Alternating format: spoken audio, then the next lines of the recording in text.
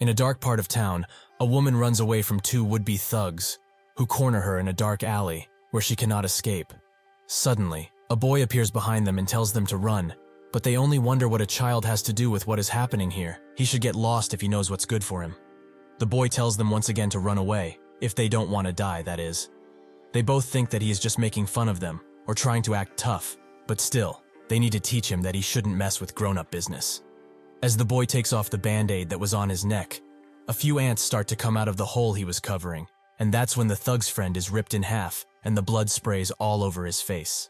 The woman, who seemed to be the one in danger and very vulnerable, is actually an insector who knew that the boy was going to meddle with her meal, so she shows her true self to be done with it. As the thug runs away, scared beyond his wits, the boy becomes increasingly engulfed in ants, and the woman calls him by his true name, the Black Ant. The next day, the bug reapers are fast at work analyzing the murder site, which seemed more like a battlefield, as there are cuts and holes everywhere around the area, with the addition of a yet unidentified lower body of a man.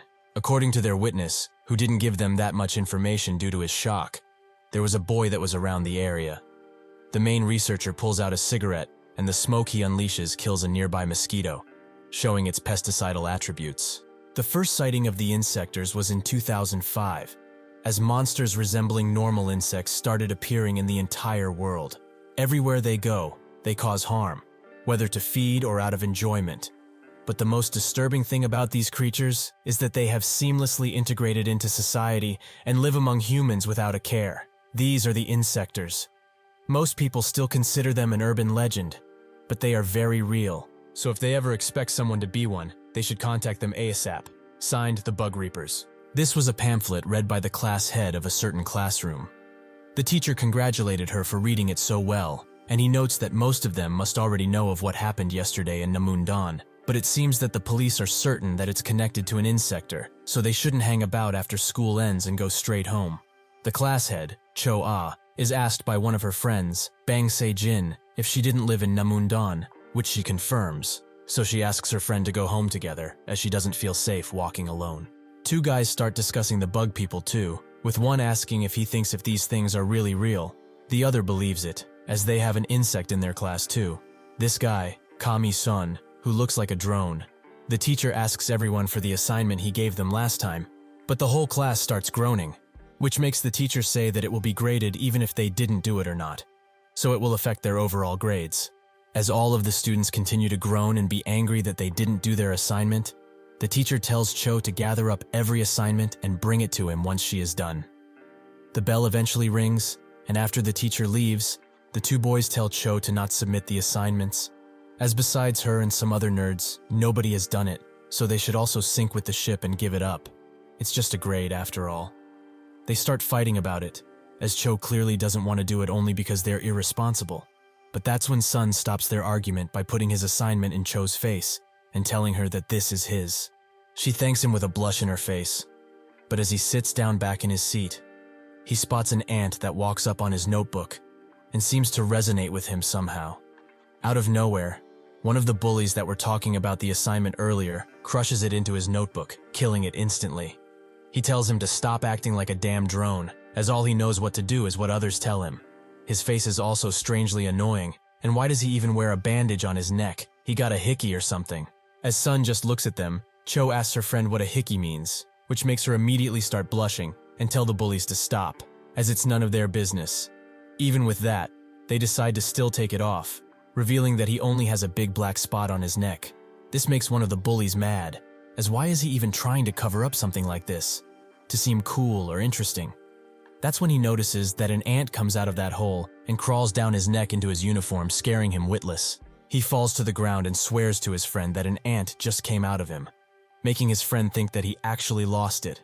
Jin asks Cho if she actually likes Sun, which makes her instantly blush and deny it. But in her head, it's only natural for her to like him. He is very athletic, studious, and eats like a bull. How can one not like a fine specimen like that?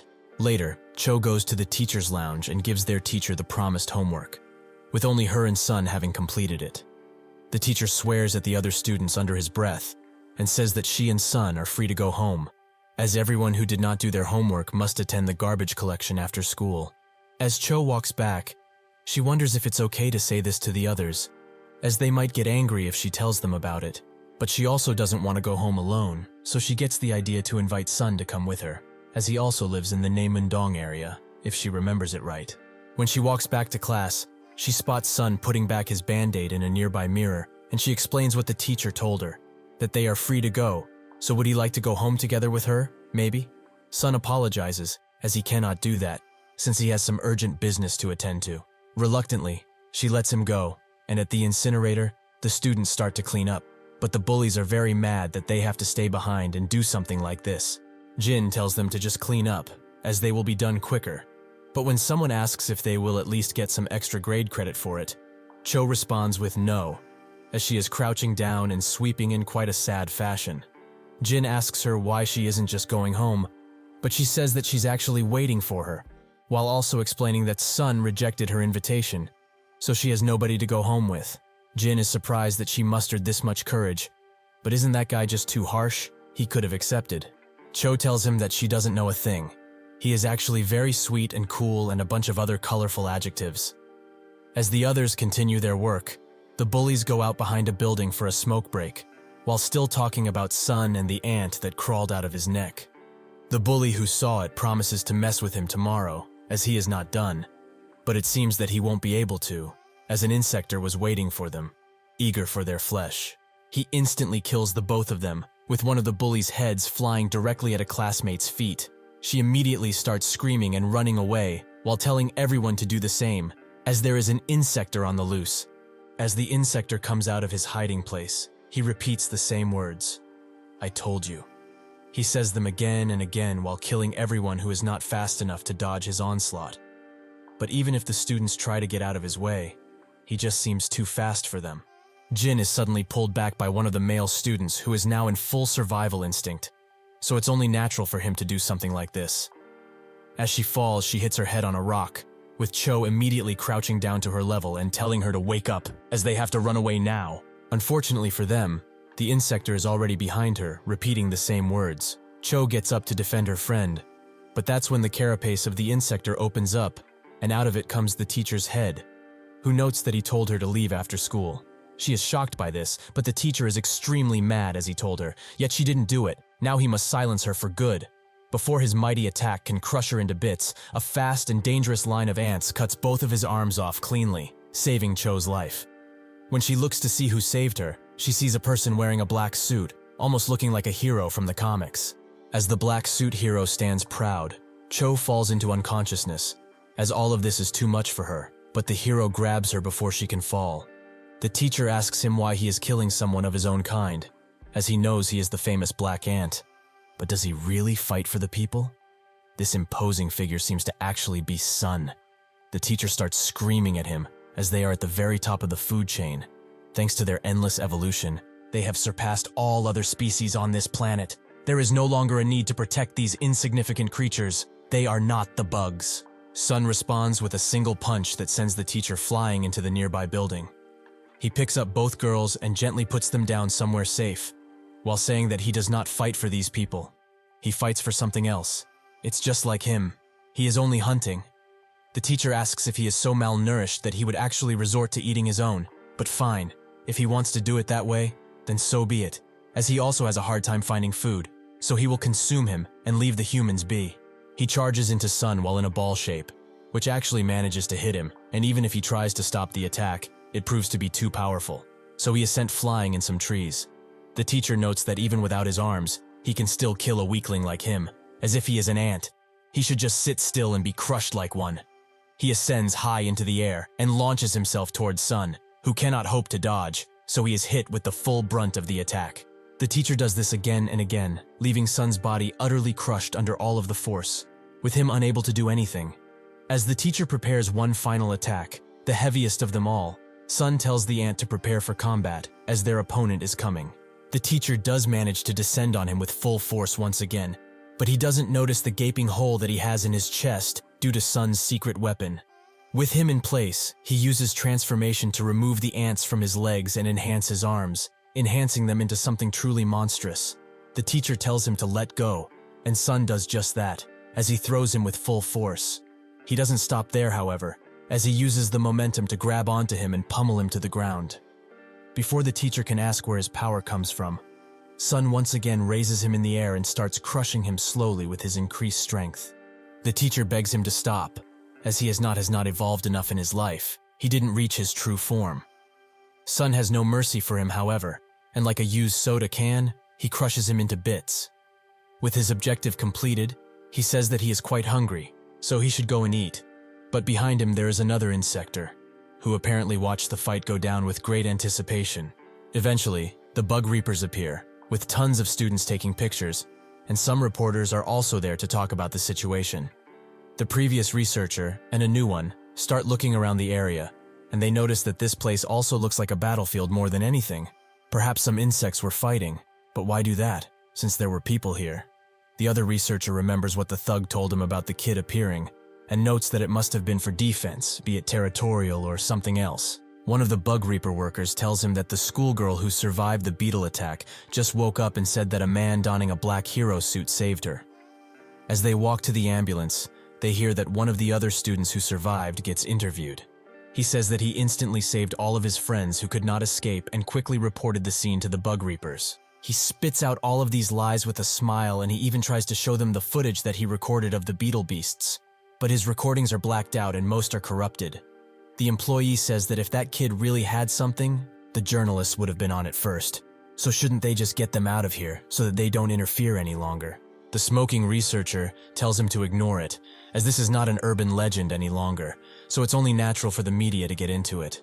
The scarred researcher asks if this will even be taken seriously, as unless one is a victim themselves, it is hard to believe in the existence of these things. As they arrive at Cho's location, who is talking with her mother, she puts her respiratory helper back on her mouth, as she doesn't like people who smoke at school. He puts the cigarette out and says that it's actually an insect repellent, but he will stop for her. He asks about the situation. Does she recall anything important? She explains that when that monster that was once their teacher tried to kill them, a black-suited human appeared. The scarred researcher asks why she is calling that thing a human, which she doesn't really know. He just seemed like a human, even if he looked different. She was knocked out afterwards, so she doesn't remember much else. But she knows that the guy who saved them was different. He protected them. The smoker researcher asks if there are any other students besides her that were exempt from doing the cleaning, and she says that there is only one, Sun. When he gets home, Sun's grandma invites him warmly and tells him to come and eat, as she has prepared all of his favorite dishes today. Sun looks at all of the food with a certain disgust and says that he is not hungry today. That's when the grandma notices that he is bruised up and really dirty in some places, so she asks if he's fine. He confirms it, while apologizing once again that he cannot taste her cooking, but to her it doesn't care, so long as he is healthy. She tells him to go in his room and not worry about the food, as she is sure that he needs to relax, but he still feels guilty about it, and says that he will eat it all in the morning. After he goes into his room, the grandma starts to cry, as their lively little boy has turned into a monotone person who becomes weirder by the day. As night falls, Sun's aunts start carrying pieces of something with them, directly to his room, as he has left the window open slightly. While they do that, news about what happened at the high school starts blaring, where people around the area say their piece about the insectors. They are a blight on their peaceful lives, and it's very scary that they live among everyone without a care in the world. They should all be exterminated at once. The ants slowly go back into Sun's body as he starts feeling the food that they got for him and where they got it from. A beetle. The next day, the police start searching an abandoned building as they believe that it's tied to a series of child disappearances. The operation involved 3 people, a captain and 2 geared soldiers. They make it all the way to the 3rd floor, where they move swiftly across the stairs until they hear a bunch of strange sounds and they stop. The captain slowly moves near a wall, and when he peeks to see what is in the room, they hear the noise. His eyes widen, as there are a bunch of cocoons placed here. Outside of this building, 3 people sit in a car, one of them being the smoking researcher leader. One of them, a part of the bug leader combat unit, Tae, says that this operation is rather boring. Can't they just go there and get rid of everything quickly? The other person from the combat unit, Sam, says that they are both still under review by the government, so it's only natural that the police have priority in this investigation. That's when the captain requests immediate support at the scene over the radio. Tae asks Sam why he is shaking so damn much, as he's going to stand outside mostly anyways. But the smoking research team leader, Pio, tells them to not joke around so much and get going already. The policemen inside begin cutting up the cocoons from the ceiling, with one of them feeling that they should have waited for the bug reapers. But the captain insists they get out of here as quickly as possible, since their opponent is an insector. As they start opening up the cocoons and allowing the kids to finally breathe, the other policeman is instantly killed through the cocoon opening. As the thing that was hiding in that cocoon was the insector they feared of, who asks them to let go of his children now. The other policeman immediately starts shooting in an attempt to cover his captain, but in a second the insector goes through him. The captain is shocked, as this creature is faster than anything he has seen before, and now it will be his turn to face it. Before the insector can get to him, a single bullet breaks his sprint and almost rips his pointy needle. This amazing shot was taken by Sam, who is very far away and laments having missed the shot, as that thing is way too fast. The insector asks what they are doing, as using bullets might put his merchandise in danger. Have they no sense? He charges the captain once again, but this time he is stopped by Tay, who wonders why this scum is talking with such a high tone. The insector is surprised by his sudden presence, so it asks who he is, and as he hits it, Tay says that he is a bug reaper. As he gets thrown into the wall, Pio tells the captain to leave with the kids, as this is their business from now on. The insector gets mad at him, as there is no way he will just let that much money leave him. But before he can dash away, Pio uses his smoke to fully incapacitate his body for a short while. Pio explains that he will come with them quietly and spit out everything about the children selling and more. The insector removes his needle fully and says that weaklings like them should stay inside, as he wasn't looking for them. That damn black ant just isn't showing up. Before they can ask more, the insector unleashes tons of pointy needles at the two. Pio inhales all of the smoke at once and lets it out, while Tay uses his staff skills to deflect the projectiles. With this, the insector is allowed to escape the building, leaving the two to tell Sam to shoot. But it's too late, as he has been hit already, although he is still alive. They lament having lost the fly insector, but now there is nothing that they can do. After the incident involving the students, the school was closed for an entire week, as memorial for the dead children continued, and Su Young, who first reported the insector, was awarded with the Brave Citizen Award, something which he did not deserve. Cho looks at this on her phone while her brother is playing around, but he tries to scare her, so she gives him a good few thwacks to teach him a lesson. This makes him run away, as he will go and tell their mom, which she doesn't give a crap about. She hates having to look after her younger brother only because she is not going to school, as she isn't in the mood after what happened. She hears that he's trying to scare another person, but when she looks behind, she notices that it was Sun he was trying to scare, who's enjoying some ice cream. After this, they all start eating some with him, as he has bought plenty. But Cho can only think how she revealed his identity to the bug reapers. Maybe it was a bad idea. She asks if something bad happened recently, or he was disturbed, but Sun says that everything is fine, which comes as a relief to her. Her brother builds a pyramid out of the ice cream sticks, but that's when he notices a ball and goes to play soccer with the other child that is there. Sun begins to bite his ice cream stick even harder as he looks at them, making Cho wonder if he didn't have enough already. Suddenly, the kids lose the ball, so they both start going after it together through a small rupture in the fence, while Cho tells her brother to get back here, but he doesn't listen. Sun says that he will go after him, which Cho tries to refuse, but he does so anyway. As he gets through the small rupture in the fence, he spots the other kid with a familiar mask, who asks him what he's doing while giving him a knowing glare. Cho's brother eventually makes it back to her and explains that her friend told him to go back to her and wait. Sun tells the kid to sit still, but he says that he shouldn't be aggressive, as they are both hunters. However, when he was about to score his next meal, he decided to ruin it for him. He was already in a pretty bad mood because of some bug reaper bastards, but this just takes the cake. He will let him go since he seems like a complete newbie, but he will not be so merciful the next time, as he will beat him up if he finds him in his territory again. Sun pulls his band-aid off, and as he equips his armor, he asks what territory he's talking about. The insector is extremely surprised, but he is glad, as he has finally found the traitor hunter, the black ant. He has been waiting for him, as there are rumors that he eats other bugs these days, so if that's true, he must be aiming for him next. However, he already dared to interrupt him in a hunt, so he will eat him and become a superbug. The insector transforms into his original form and immediately strikes Sun, who just regenerates back his armor. The insector is not done, however, as he keeps moving at lightning-fast speeds while mocking him for daring to fight someone as mighty as him. Sun just scratches his head, and with one shut up, he puts the insector into the ground with a single punch, his patience having run out a long time ago.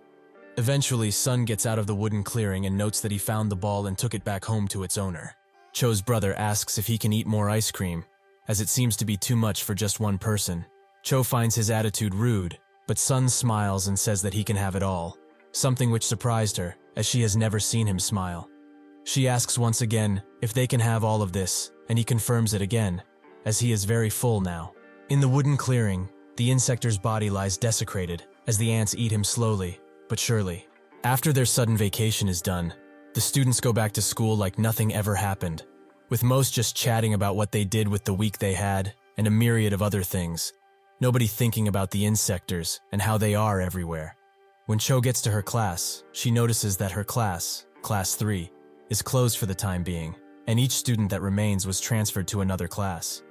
She wanted to at least respect their passing and hand some flowers over, but it seems that she can't, and with this, she is not the class president any longer. When she gets to her new class, Class 1-5, she looks at her conversation with Jin, which is one-sided, as she hasn't responded to any of her messages, the reason unknown to Cho. She closes her phone, and is quite mad that she still ended up in class with that smiley bastard, who is recognized as a hero for no reason.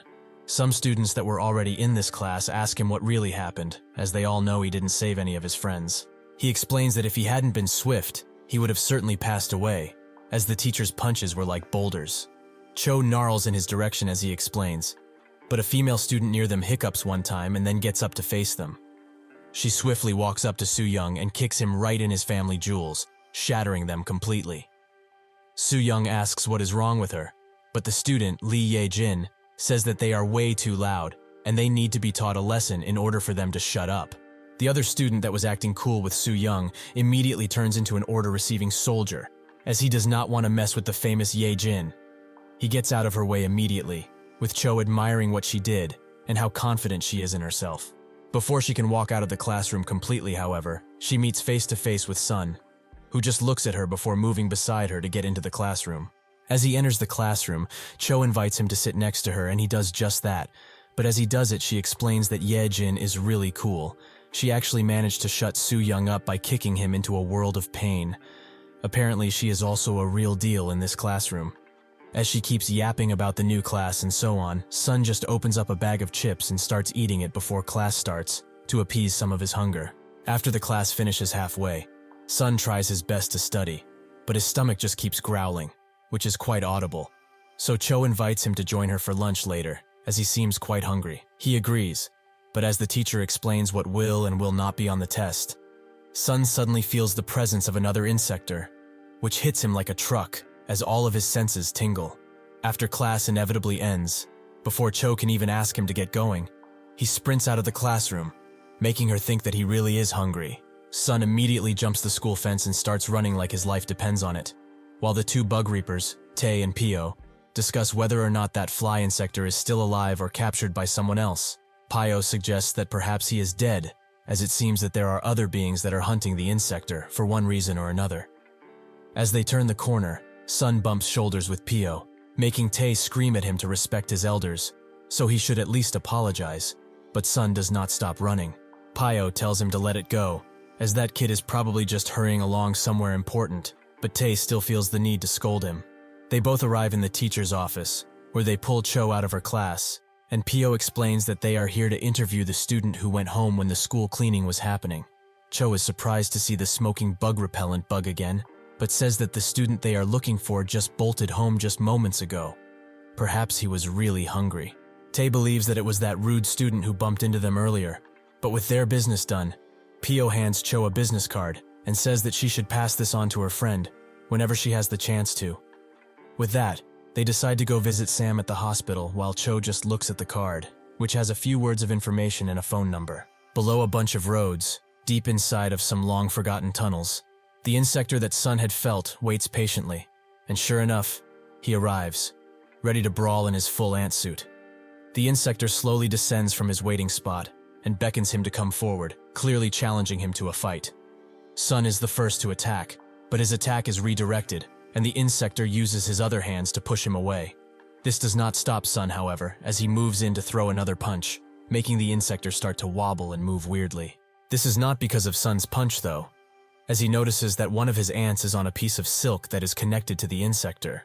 As a test, he summons a bunch of ants in a ball and throws them at the insector, which eventually reveals that this insector is actually being controlled by a bunch of silk strings that the ants managed to cut up, leaving the insector lifeless on the ground. Sun gets closer to analyze the insector, but as he picks up the strings, the insector seemingly comes back to life and with a final smile, churns out a bomb from his stomach that immediately activates and explodes before Sun can even think of moving. After the dust clears, two insectors stand before Sun, with one of them noting that he probably didn't expect something like that, right? But this must be his first time being caught, considering the countless murders he already did. The silk insector asks if he was the one that killed the fly, which Sun doesn't respond to. The bomb insector notes that with that damn fly out of the picture, they are left in a rather difficult position, as customers who were asking for young meat are now yelling at him only because he decided to play the hero. What a joke. He should know, though, that he is only killing him now because his hunting is interfering with his work, so he should feel unlucky or blame himself for this blunder.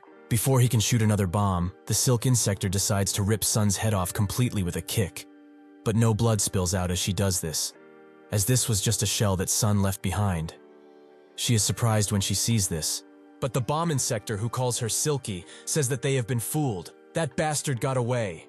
Unfortunately for them, Sun did not run away and is now above Silky, allowing him to hit her straight in the head with a heavy boulder punch. He immediately moves on to the bomb insector, who despite his rather weak physical condition, moves swiftly, but not swift enough, as Sun's attacks start to go through. Out of pure desperation, the bomb insector unleashes a bomb that actually manages to hit him, but he manages to defend himself with the few ants he has on him and go on the counterattack once again. Unfortunately, his attack is blocked by Silky, who congratulates him for getting the upper hand for a bit, but he shouldn't forget that this is a 2-on-1. He has no real chance of victory. She keeps him tightly in place as she spins into the air, resulting in a deadly set of kicks that sends Sun flying, but also deplete all stamina that he has left, leaving him defenseless. The bomb insector points his weapon directly at his head and prepares to destroy his entire upper half. But Sun has not given up and tells the ants that were in the suit to move, even if they are swift. The bomb insector is prepared to unleash the attack and says that his hunt is finally over. A large explosion occurs, but this happens above them on one of the roads, as the bomb insector's weapon was redirected by Tae, who notes that he has to pay the fine for damaging that road with leaves or whatever insectors pay for. The bomb insector moves out of the way, and from behind them, Pio says that they actually dared to gather openly like this and start breaking things. This is just crossing the line at this point, or is it perhaps that they think that humans are weaklings? Something like this shouldn't happen, these damn pests, they should just all die. Seeing that the situation has become like this, the bomb insector pulls out a bomb out of his weapon, which surprises both Tae and Pio. But after he throws it, it's shown that it was just a smoke bomb, allowing him and Silky to get away safely. Tae has had enough of these flying bugs, and Pio wonders if they could get some helicopter support one day. Tae thinks that it's fine, as they at least have this black ant to ask things of. But Sun is long gone, making him scream out, as the commander will have their heads for this blunder. Sun, while bleeding profusely, slowly but surely makes his way back home, leaving pools of blood everywhere he goes. When he gets back to his apartment, he starts eating all of the cooking that the grandma made for him, making her wonder what happened, as he came back home injured and with an endless hunger in him. Just what did he go through now? Sun thinks that he could not devour a single thing, so he has to fill this hunger up with something else. But even so, he is still too hungry. After he is done eating, he makes his way to his room and closes the door. But as immediately as he's behind closed doors, the pain starts and the questions of others start popping up in his mind. Why is he killing his own kind? To protect humans? That is not the reason. He remembers how the fly insector told him that he broke the rules of their world by eating his own kind, but that's not it, as those rules have no meaning for someone like him. He has to eat and eat until there is nothing left. Otherwise, he will be the one that is eaten, as the ants are doing right now, causing him to scream out in pain. In a broken-down warehouse, a familiar figure pulls 3 corpse bags around using string, eventually arriving at a cooling room where they throw the corpses in, so that they are as fresh as possible. However, one of the corpses is not a corpse, as inside, there's a living human who begs for salvation. The person throws him in with the others and slowly starts closing the door, as the man who continues to beg for his life is engulfed in complete darkness, forced to freeze with the other lifeless corpses around him. Somewhere else in the warehouse, an elderly man smashes the table, as he's extremely mad that they didn't manage to capture the black ant, as that would have surely attracted the attention of the heavenly insects. However, those damn bug reapers just decided to come out and ruin their plans. If it wasn't for them, they could have made something of themselves. He tells the familiar figure, who is actually Ye Jin, to increase the human supply, as what she is bringing in right now just isn't enough. She says that she is increasing it already, but he should keep something in mind, that she doesn't enjoy doing something like this, so he should stop saying it like she is lazy or something. The now identified bomb insector notices her uniform and walks closer to her. As the uniform she has on right now is the exact same as that guy's, the black ant. Does she perhaps know who this black ant figure really is? She smacks his hand away harshly and says that he has become quite annoying. Just how would she know that bastard? There are countless students in their school as it is. She can't just know all of them. The bomb insector says that it still doesn't matter, as the fact that he is a fellow student still stands, so she should easily find him and kill him, as he has caused enough damage as it is. She is hesitant to do this, as she is already doing very difficult work as it is. Why does she have to do this much work for that bastard? Before she can say what her goal is, the bomb insector starts choking her as he says that previously, she said that she would do anything. But now his orders have come dirty and ugly? Did she really think that she could work with the prestigious 1,000-legged work with only this amount of resolve? How pathetic. Suddenly, his dog starts barking uncontrollably at one of the human supplies that is getting away. The bomb insector looks at this out of the window and then on the cameras, noticing that the freezer door is wide open and one bag is empty, so he asks Ye Jin if she forgot to lock the door, but she says that this is not the case. Even if this does put him at a disadvantage in terms of numbers, he will overlook it, as this is a human mistake, and she has yet to fully develop as an insector. He transforms his hand real quick and says that they should continue their conversation, as he will deal with this easily. So what did she want to say? Ye Jin says that she's quitting, as this partnership is way too toxic at this point, and she isn't getting that much from it. The bomb insector clicks his finger one time, making the man outside start to glow, and his whole body starts to burn in a fiery glow as the bomb tucket in his chest activates, exploding in a fiery cloud. The bomb insector says that she already knows how he deals with things that try to get out of his grasp, so he will say it again, only because he is considerate of her. She will kill the black ant. Back at school, students line up for the cafeteria after their first class, but the lunch lady doesn't want to give the incoming students any more sausages, as then the first grades will have nothing to eat then. But that's when Soo Young, who is also waiting in line for his food, notices that Sun has finished tray upon tray of food, and he is still eating, much to everyone's surprise. Even Cho's, who believes that he is eating more than usual. Just what is wrong with him, to be feasting like this? Sun continues to chug food down his throat, but this doesn't stop the ants, who are still hungry and are now munching on his flesh once again. He starts to shake and wail in pain, making Cho asks if everything is all right, as he looks rather sick. But that's when Soo Young comes next to him and says that he is rather selfish, as some people are too poor to even get a single thing from the cafeteria, but he just gets unlimited refills whenever he wants to. Is he perhaps the son of a banger or something? Cho tells him to get off him, as he paid for every meal that he has eaten. It's not like he gets these for free. Soo Young finds it amazing that he was able to pay for 10 entire lunches, but the food that he managed to gulp down is far beyond human limits. Is he perhaps an insector? This makes the once chatty cafeteria hall fall silent, until Cho starts screaming at Soo Young for being a jackass. But this also attracts Ye Jin's attention. Cho and Soo Young continue fighting about Sun, as he feels that he is certainly hiding something, since he wasn't there on the cleanup day. They fight and fight, until an ant bites deep into Sun's succulent flesh, and his whole world starts to turn upside down, as Soo Young starts screaming that he is a suspicious bastard. Suddenly Sun grabs him by his jaw, and pulls him high in the air, but he finds the humanity in him to throw him away into another student and run away. as he can't control himself any longer. Yejin takes note of this, while Su Young sits defeated, with food on his head. As Sun walks up the stairs, his hunger increases more and more, and the ants, who were once docile, start coming out of him as he has lost control over them. They come out of him and take control of his entire being, while Ye Jin, who also climbed up the school, notes that it seems that he likes to advertise that he is the black ant in front of other insectors. She apologizes, as she has no ill will towards him. She could care less that he eats other insectors, but she has her reasons. As she completes her transformation, Sun notices an insector in front of his rage-filled eyes, so he rushes in to take a bite, as that is the only thing that can appease his hunger. Yejin instantly summons a bunch of silk and blocks his incoming attack. Will this fight finally reveal Sun's true identity to everyone else? As Sun is passed out, he dreams of his insides, where 4 large ants are holding him in place, while another comes to take his head. He asks them, how much blood do they want? How much slaughter must he do to appease them? Has he not done enough already, as it is? The ant slowly makes its way to his head, and before eating him, it says that it's not nearly enough.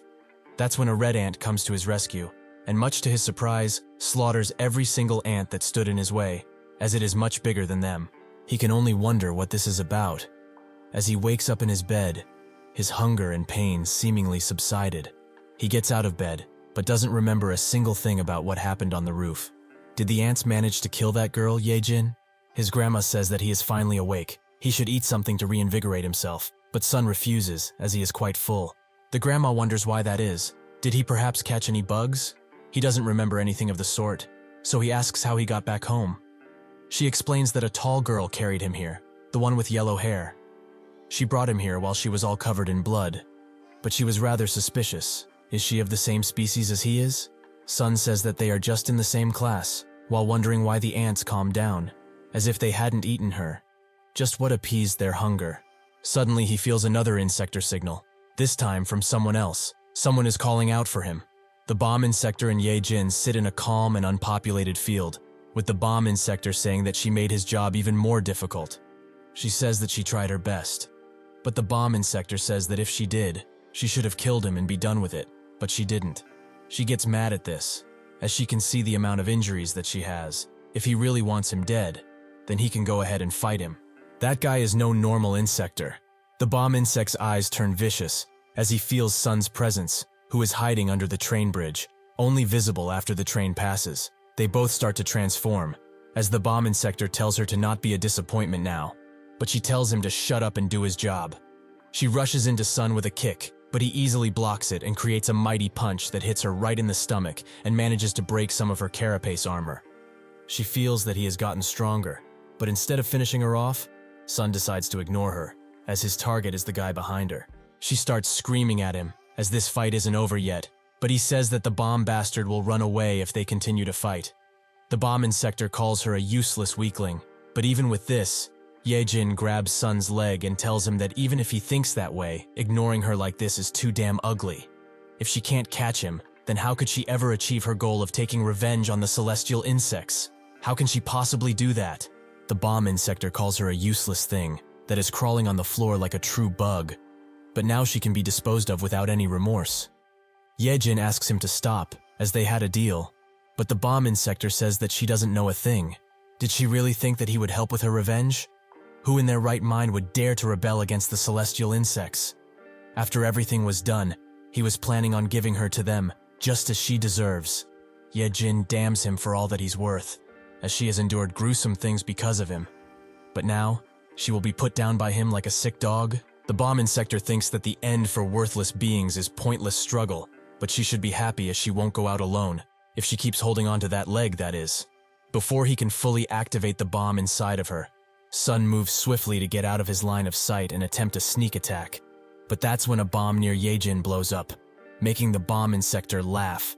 As he has filled this whole damn field with landmines, he has no chance of getting to him, as he will only die a pointless death. Sun summons everything in him to get even more speed, more and more.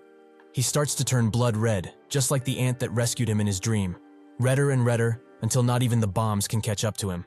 The bomb insector tries to hit him, but he is too swift, something which even Sun recognizes, as this speed is otherworldly.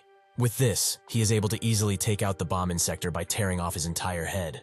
As he stops, he wonders where this power is coming from and why his legs have grown to this size. Yejin watches in awe as the newly transformed sun stands victorious. The redness from himself starts disappearing eventually, so he throws the head of the bomb insector next to his corpse and tells the bugs to eat as he turns back to normal. As they do that, Yejin notices that he is approaching her, so as he stares deep into her soul, she prepares for the worst, but he lets her go. He just walks past her. This makes her mad, so she tells him to stop, as she has something to ask him. Why did he save her? Does he have a plan or something? Is he also fighting against the celestial insects? That must be it, right? If that is the case, she wants to join. Sun interrupts her and asks a question of his own. What happened on the roof of the school when he went berserk? She is surprised that he really doesn't remember a single thing, as she thought that he would. After she started fighting him, he proved that he was stronger. Even in this demeated form, she had never seen an insector like this ever before. As the ants almost finished her off, Sun stopped them with the last of his consciousness, as he will not let these things control him like they own him. This act angered the ants, so they started to go after him. But that's when Yejin jumped into action and stopped them from striking him. But why would he even harm himself like this? Does this monstrous side of himself have a will? That's when one larger ant started to glow in his exposed heart, which made him scream out and dispel all of the ants away, before falling to the ground. She was surprised by all of this, as she had never seen anything similar in the entire time she has been an insector. But this made her think for a long while. Does she kill him, or should she sell him and make some decent cash? That's when she had a thought, that perhaps he is the hidden card that can completely annihilate the celestial insects. That is why she carried him all the way to his house.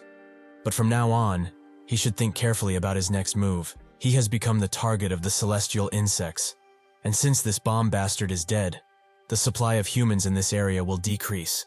So they have little time before they start digging deeper into what happens. When that happens, can he confidently say that he will be the only target? His family, his friends, even humans who so much as dared to brush shoulders with him will be targeted. Everything he knows and likes will be hunted down. However, she can help him. If they fight together, they might actually be able to win against them. Sun asks her, help him? He doesn't really care about those things at all. No matter who or what it is, he will devour it, not leaving a trace behind. He suddenly grabs Yejin and starts filling her mouth with ants, which makes her let out a blood-curdling scream. The next day, as school starts, the teacher in Sun's class starts taking attendance. He continues to call out people, but he eventually gets to Yejin, who does not answer, as she is not here. The teacher is quite confused by this, as she is not the type of person to just miss a day, even if she does skip classes. So he asks anyone if they have her contact in order to see what happened. Soo Young's friend says that the strange girl has no friends, which makes Soo Young laugh and say that he heard there was a strange incident at Namuncheon yesterday. His friend says that it must be her, as he has seen her over there a few times. If they report this, they will certainly become big shots. Yejin suddenly appears and tells them to stop speaking ridiculous things, but they should come to her after school ends, as she has something that she has to talk with them privately. This makes the two smiley dumbasses not smile anymore. She confirms to the teacher that she is here, and Sun thinks about only one thing as she does so, the celestial insects. At the site of their previous battle, a bunch of bug reapers are gathered, with them only finding a prosthetic leg among the battle site, which makes them think that it's probably the insector that their leader talked about, a bombardier beetle, as nothing else could have caused so many explosions. After shaking it a bit, they find something in the prosthetic leg, a small sealable package with a strange thing inside of it. Suddenly, a large man appears and looks directly in the direction of the prosthetic leg, with one of the Bug Reaper researchers trying to stop him from entering. This makes the man holding the package look at him, but another Bug Reaper comes next to the intruder and tells him to go away, as this area is too dangerous for normal people like him. Not liking the bug repellent that was put right next to his head, the man removes the Bug Reaper's hand in one fell swoop, making him scream and reveal that he is actually an insector. The Bug Reapers that are there immediately get ready for battle, and they also try to report to their headquarters that an insector appeared. But in an instant, the insector punches them like they are butter, leaving only the Bug Reaper that had the sample. He screams at the top of his lungs, but he cannot hope to win against this insector. After he is done butchering them, he calls someone and says that the sample has been secured. The man over the phone asks if there were any incidents, but he says that everything is fine, while looking at what the package contains, a certain type of bug. As class continues, Yejin uses a small amount of her power to throw something to Sun, which goes past Cho as well, who notices it. Sun catches it, and it's revealed that it's only a note, asking him to come through the back door after class. He does just that, and they meet behind the school, where Yejin says that this would be the first time they actually talked at school, which feels kind of awkward, because it's so normal. Sun asks what she wants from him, which makes her sigh, as he probably already knows, and this time he can't pretend that he doesn't remember. She thought that she was really going to die from what he did. Back when he grabbed her by her jaw and poured ants into her mouth, she passed out, but when she woke up, she started puking out something, the bomb that she had inside of her, destroyed by the ants. The simple fact that he decided to spare her and just left means that he will accept her request for cooperation. Isn't that right? Sun doesn't know what she's talking about, as she seems to be mistaken about something. He didn't save her out of the kindness of his heart. She is just emergency food, ready to be eaten whenever he runs out of targets. She feels kind of gross after he said that, as it is rather extreme.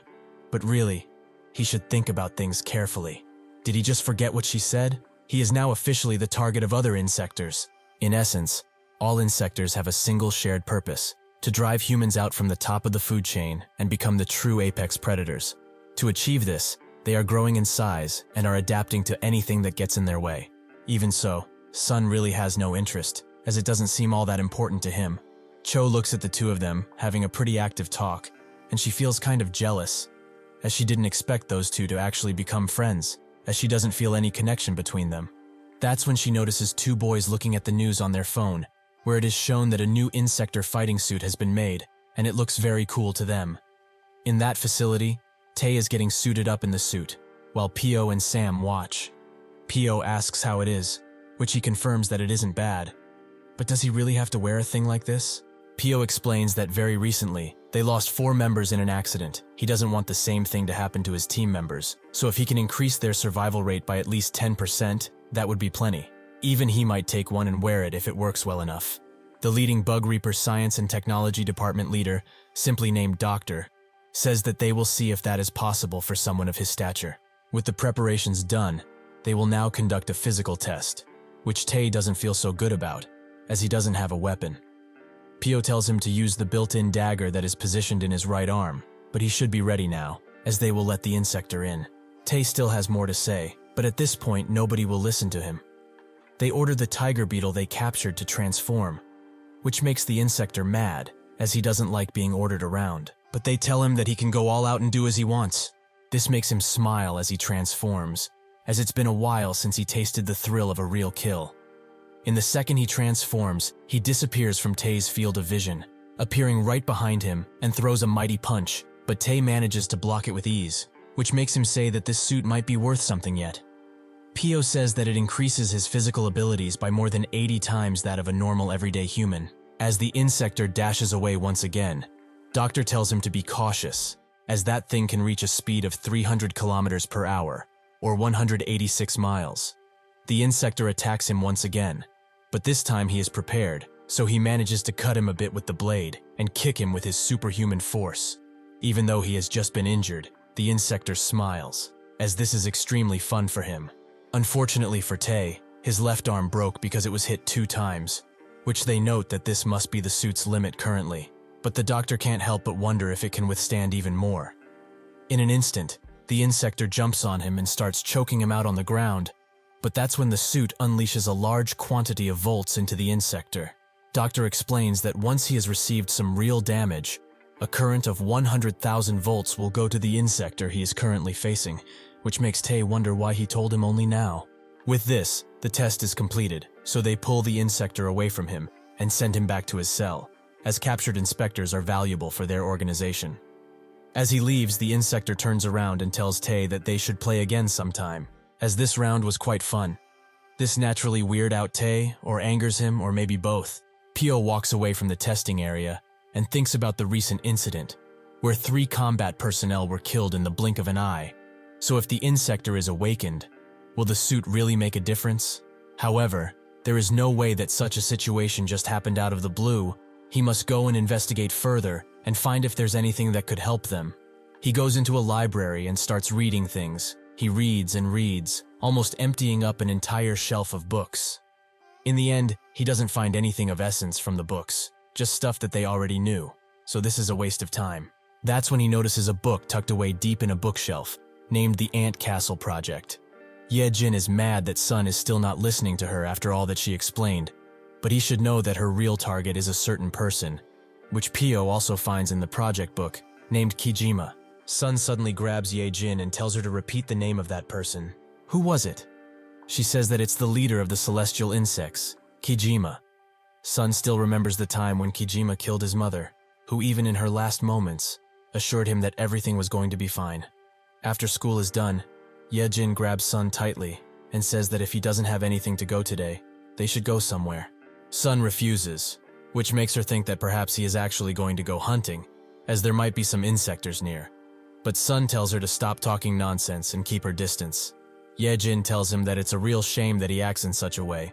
They could have eaten some meat together in order to celebrate their reunion as normal people. Sun immediately gets mad, as he believes that she is thinking about eating humans, but Ye Jin confirms that it's not what she was talking about. She hasn't eaten a single human since she became an insector. Perhaps it's because she awakened as a silkworm, but she doesn't feel the need to eat human meat. Besides, she will buy some really nice meat for him, so they should go and eat. As he hears that, Sun is already in front of her and tells her to hurry up.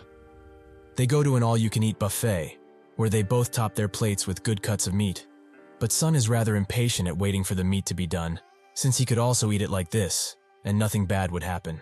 The employee there says to his boss that he might be screwed, as they took a lot of meat. But the boss tells him to not speak that out loud in front of the customers, and that he will teach him how it really is.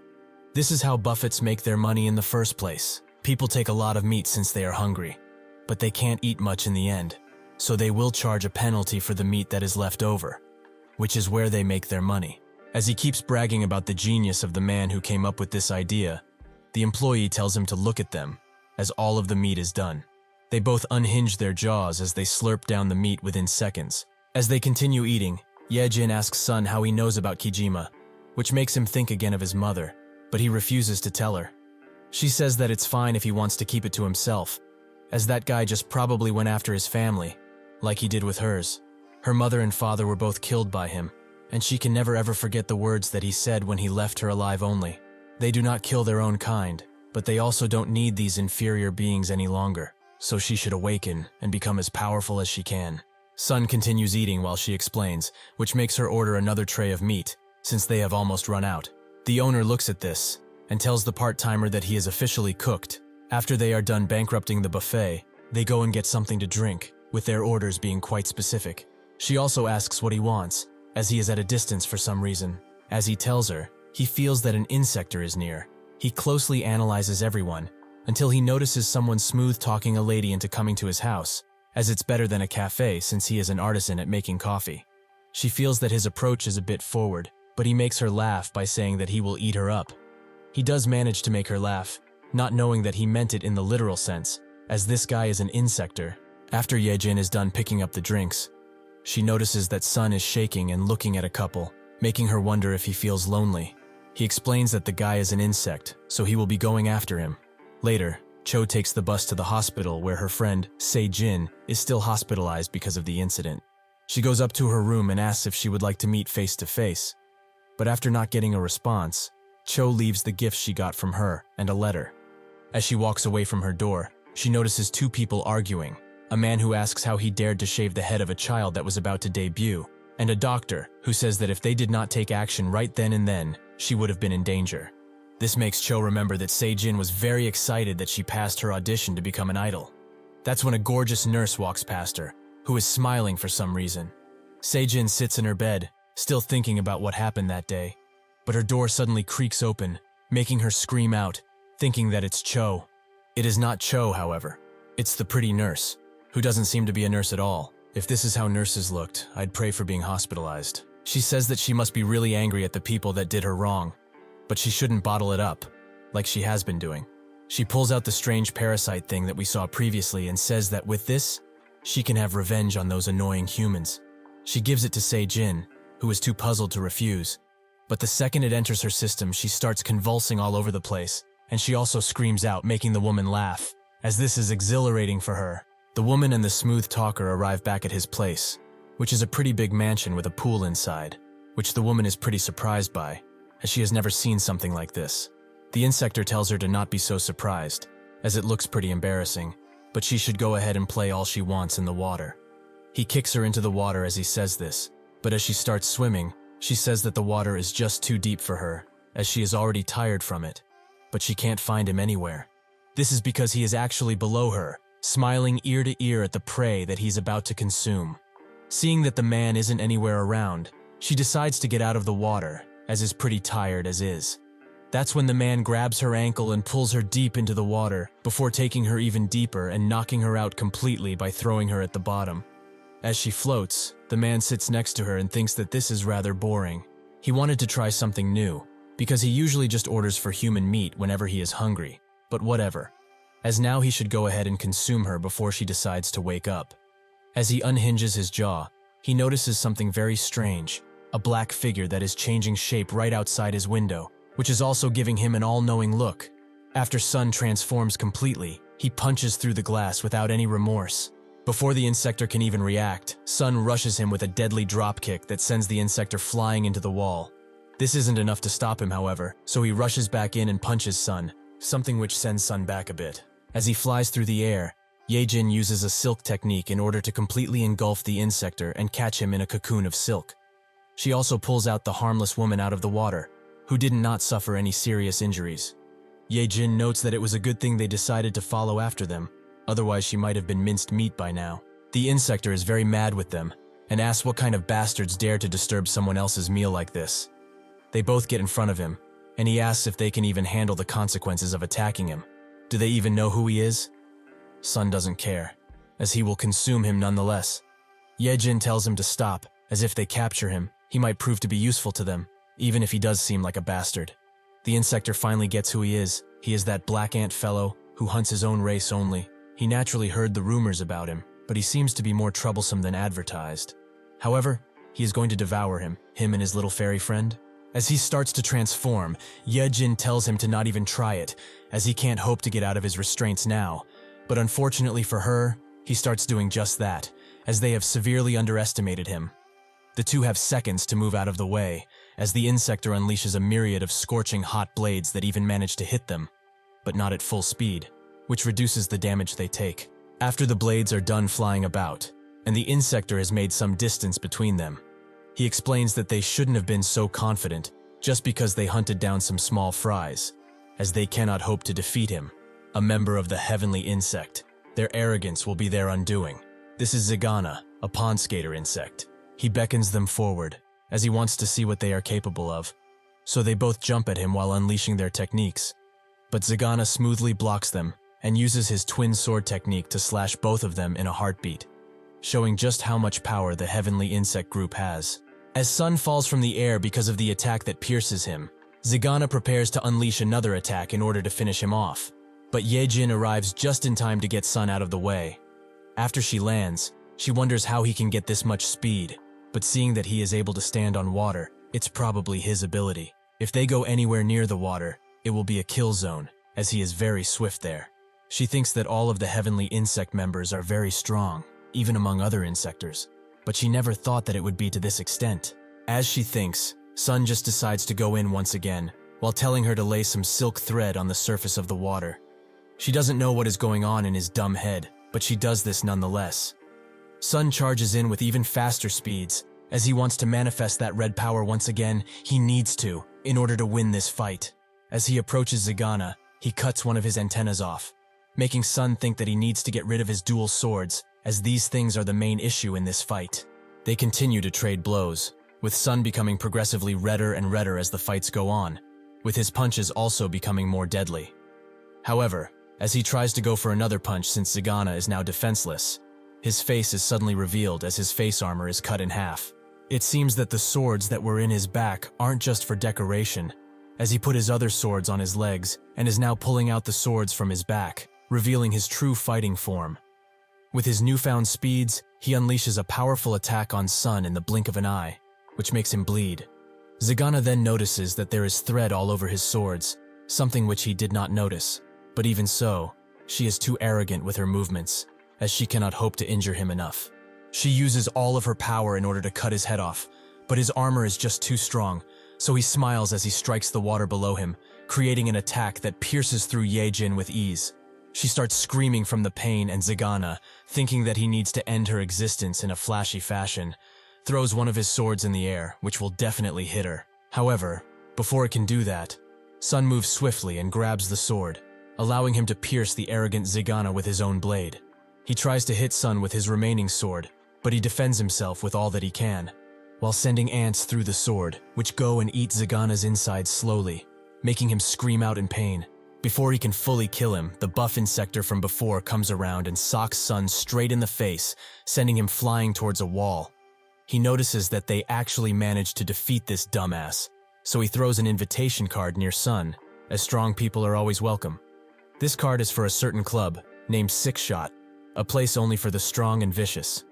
In a dark alley where nobody dares to go into without a good reason, Se-jin approaches a fat boy, who signed up for a dating app that she is also a part of. He says that they should go ahead and start their date, maybe go somewhere to eat first, but that's when she suddenly approaches him and says that she wants a kiss, which he happily accepts, but thinks it's rather straightforward, not that he minds. Suddenly his insides start to be churned out, and his whole body becomes brittle and skinny, as Se-jin has eaten him up from the inside, using her newfound abilities. The pretty woman comes around and hugs her, asking how her first taste of human flesh is. As she licks her lips, she smiles, as it certainly was very delicious. In a random train, people are living just like usual, with most looking at their phones while others just zone out, waiting to arrive at their destination.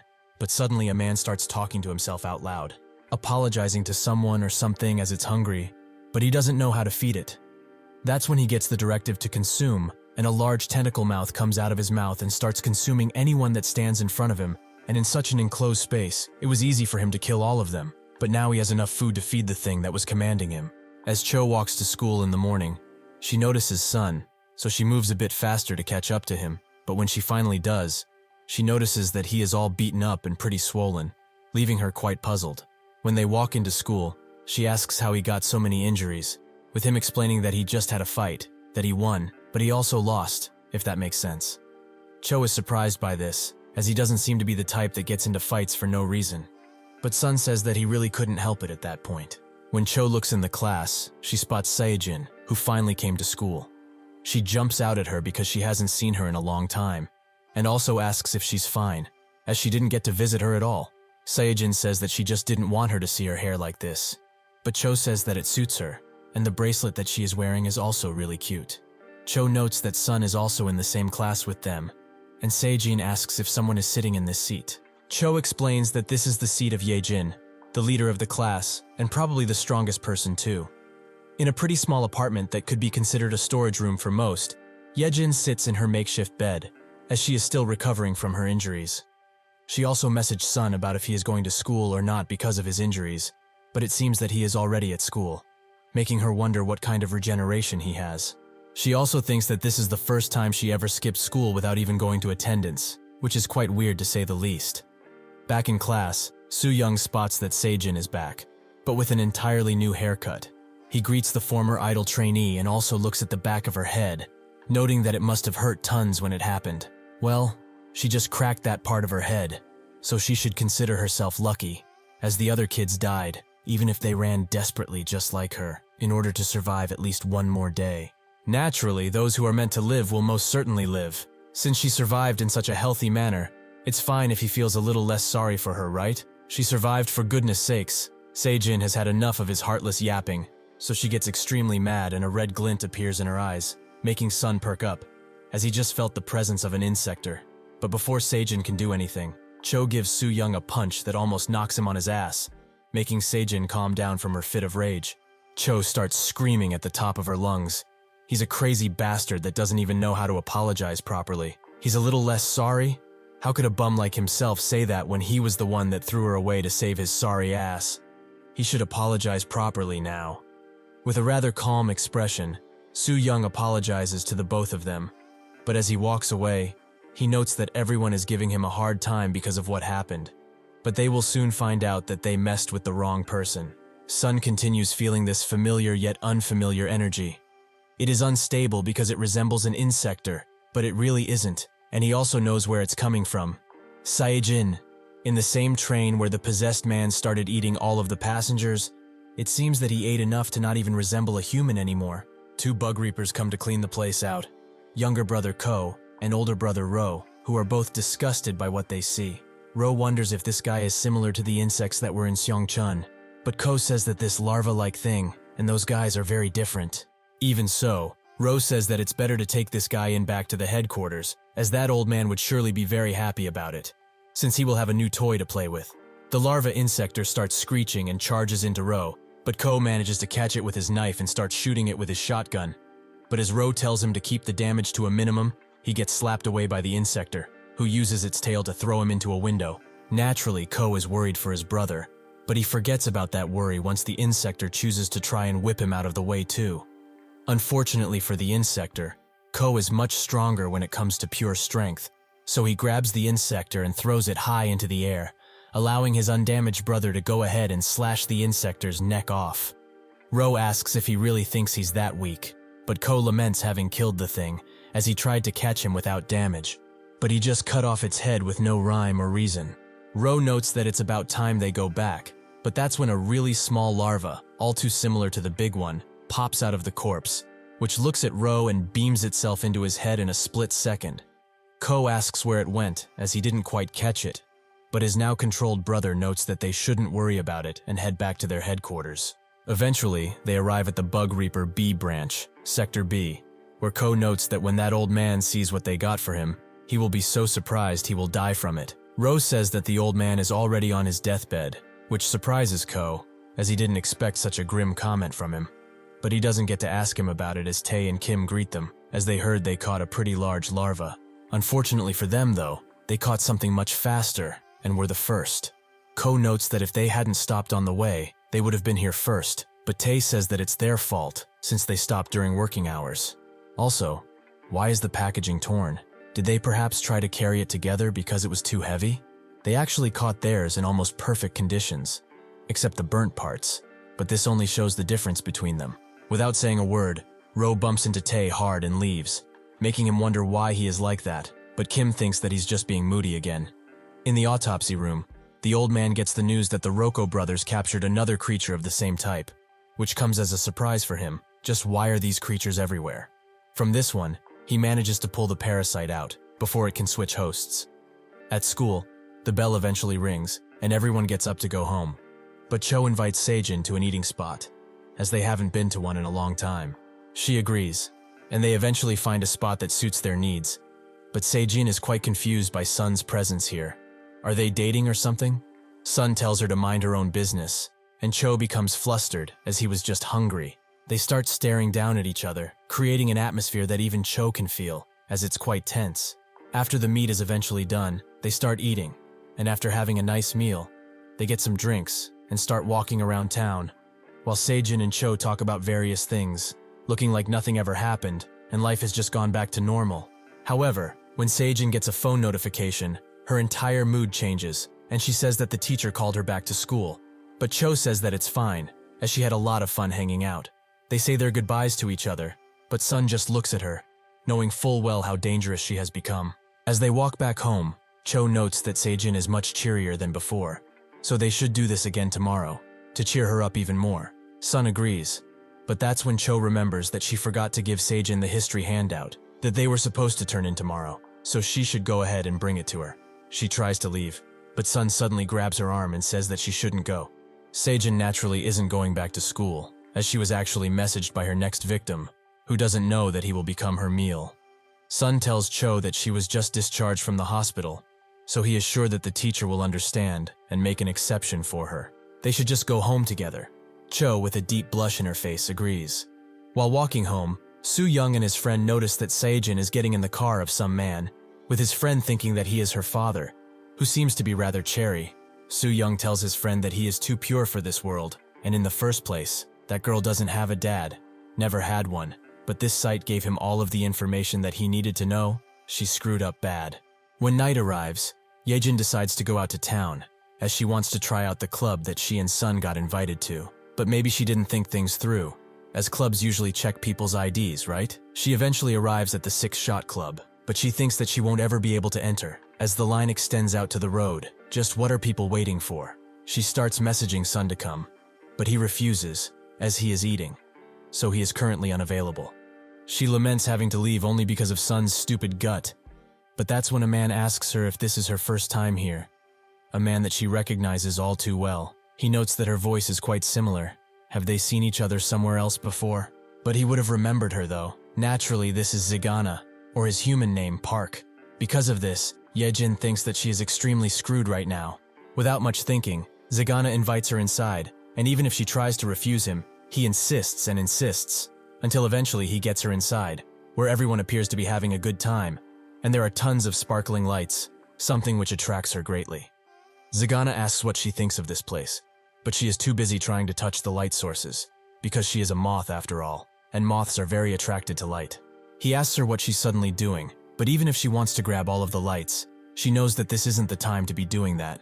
So she returns back to normal, and says that the atmosphere around this place is quite nice, much better than most clubs. Zigana says that it's easy for the atmosphere to come to life in these kinds of places, as people are here to have fun and forget about their worries. Yejin does like the constant lights and the atmosphere, but this is only a superficial place. To get more information about the insectors, she needs to go all out and show him that card. She pulls it out of her jacket and notes that she was actually invited to this place, which makes Zigana's eyes glow red, as she is a guest, but not from this side, from the other side. So they should go ahead and enjoy their time properly, not like these humans do. They start walking down, and eventually arrive in a corridor, where a gigantic elevator is. Yejin asks why it's so large, and Zigana explains that this place is only for VIPs, so it should accommodate any and all types of insectors, be it small or large. Yejin notes that it's certainly a VIP place, as this elevator might be bigger than her room. Zigana notes that not everyone can get their hands on these invitations. She must have some connection to their boss, right? She says that she's on the noticeable side, which makes him ask what she will be after she awakens. Butterfly? Perhaps even a mantis? She says that she will only be a common beetle, which makes him say that he is already an American giant water strider. But her being a beetle is very unexpected.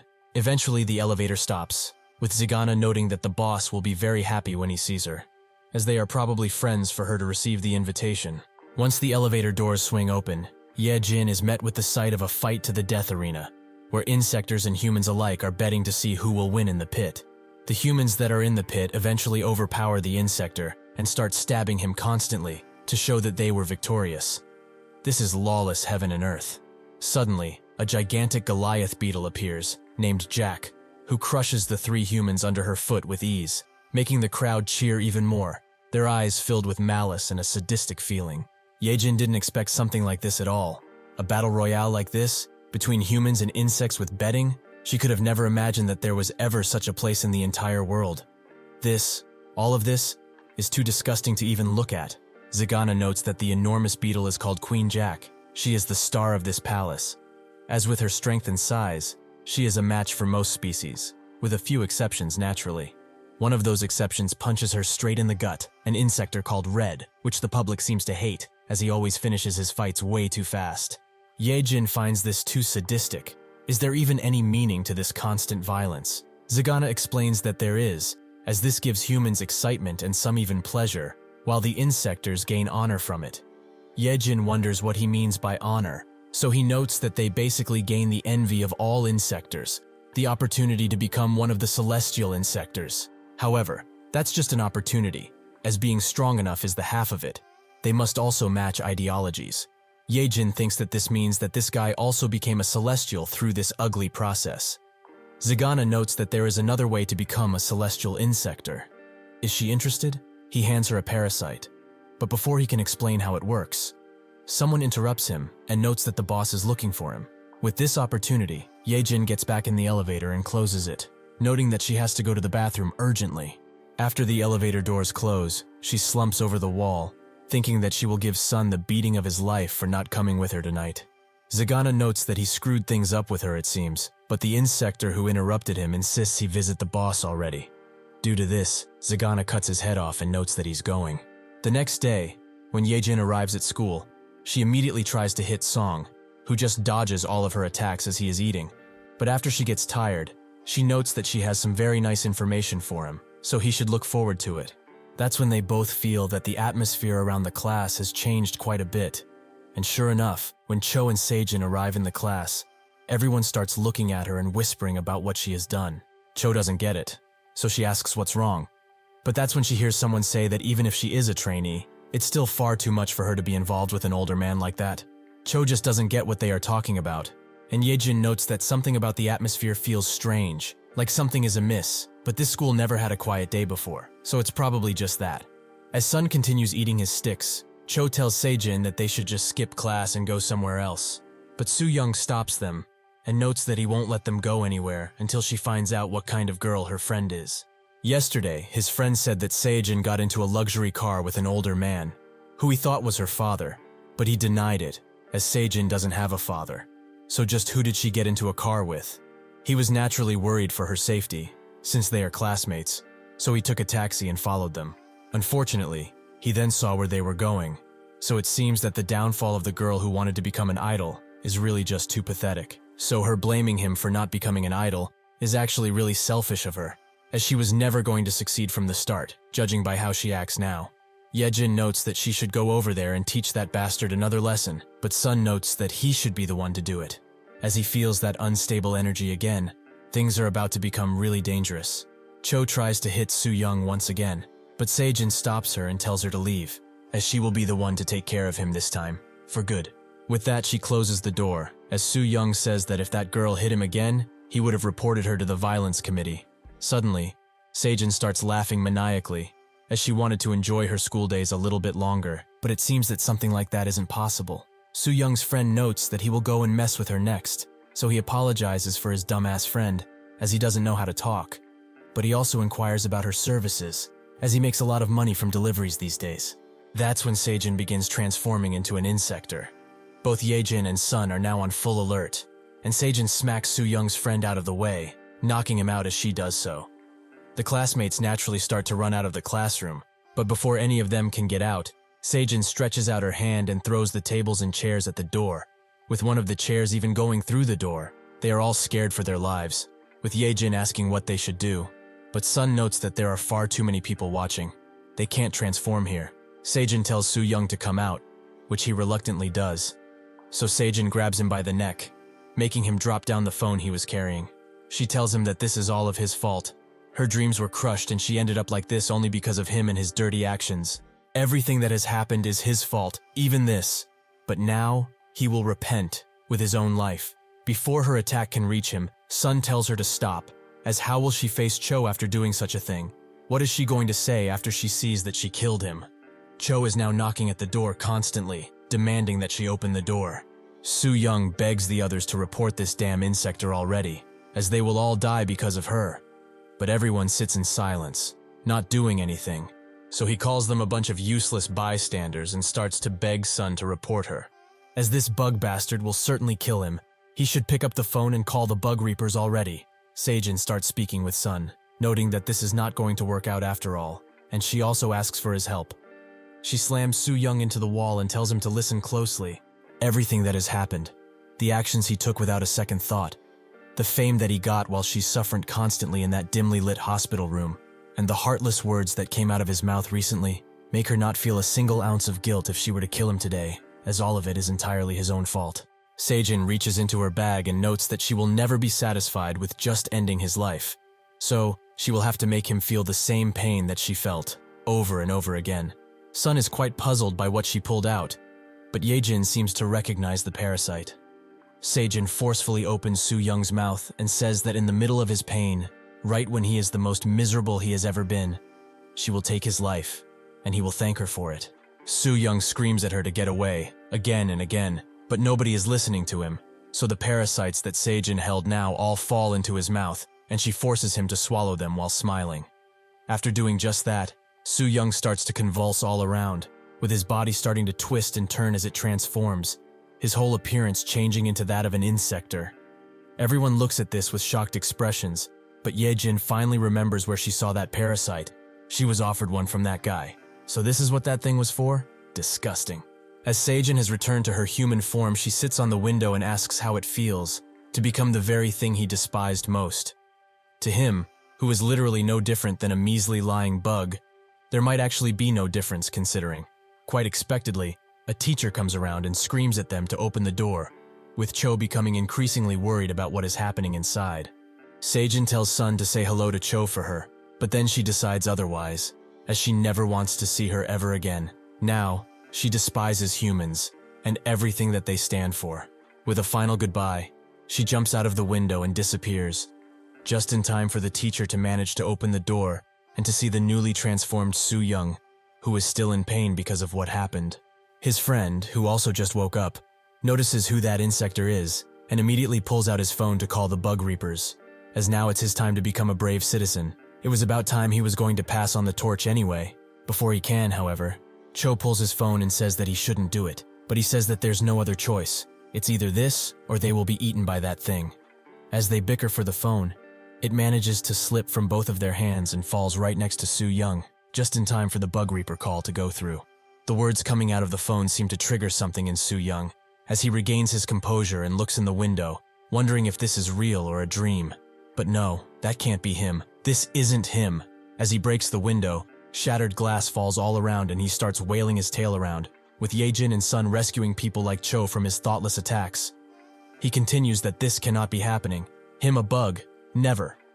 He removes the windows entirely as he runs out, knowing that he has to until the Bug Reapers get here.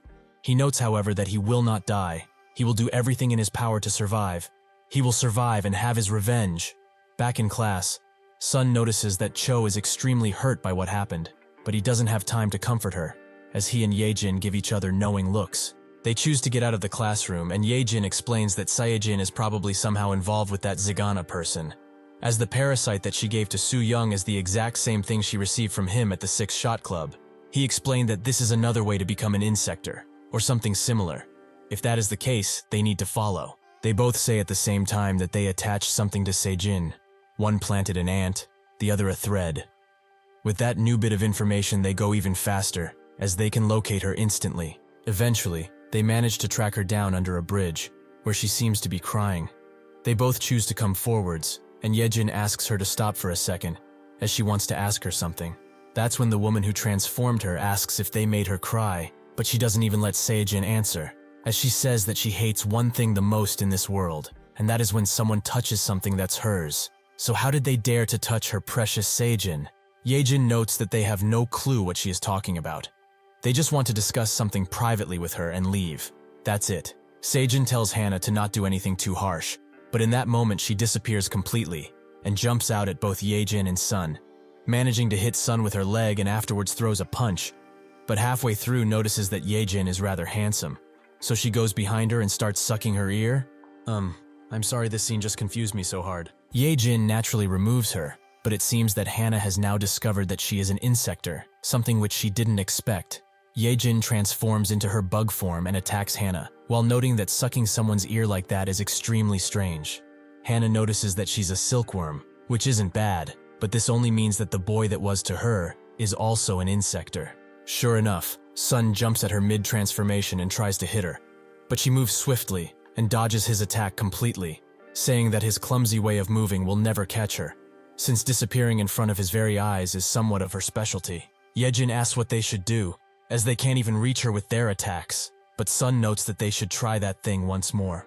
While they talk, Saejin is amazed, as she didn't know that Yejin and Sun were both insectors. After they formulate their attack, Sun charges in with his powered-up fist, which makes Hannah think that they are about to try another useless attack. But when she tries to go back, she feels a cutting sensation on her neck, as Yejin has used a technique called Shining Star to completely surround her with silk, blocking out all escape.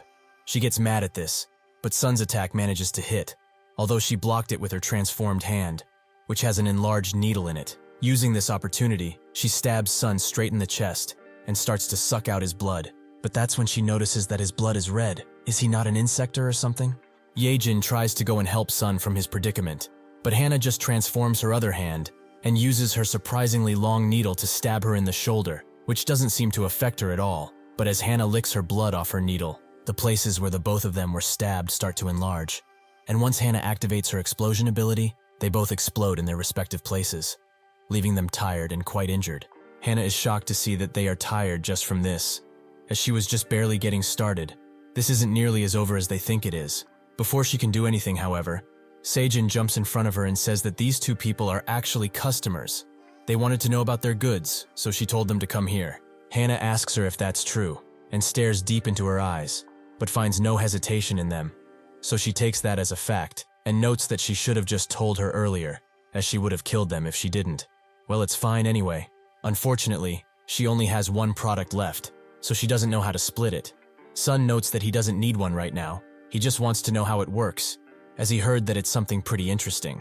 Hana is surprised that he hasn't heard the explanation yet, as this thing is quite popular in insector groups nowadays, but she will explain it to him. This is a type of special medicine, if you will, that can give insectors pretty strong powers if they were to consume it. However, for humans it's rather different, as once a human eats it, it will turn into a mutant larva, and if they as insectors consume that larva fully, the effect will be doubled, compared to just consuming the medicine. Yejin doesn't know what to make of this at first, but Hana notices two joggers coming around. So she says that it would be better to just show them, as people learn much better when they see it in practice. She stops the joggers with one thinking that this is a what song you listening to video, as he says the thing he is listening to. But Hana just pops the parasite in his mouth, and he starts to convulse as he transforms, with his transformation being much more quick, as he transforms into a full larva almost immediately. Yejin can't believe she is seeing this disgusting sight once again. Hana explains that they should think of this as a gift for what she did earlier. If they eat this, they will get stronger than before, so they should enjoy it. And if they want more and more of it, they should ask for Hanat at the 6-Shot Club, as she will be glad to do business with them. Seijin looks at them before leaving, with Yejin asking Sun what they should do, but Sun moves to attack the larva that was about to eat the other human and smashes it into the ground. He starts to rip it apart and try to eat it with his ants, but Yejin tells him to stop it, as he is really going to try and eat something so disgusting and vile. Seriously, he should come to his senses, as something like this is not right. Wasn't he against eating humans? Sun says that this is only a test, so he sends his ants to eat it. Sun just looks at his ants as they eat, with the other jogger wondering what the hell is going on.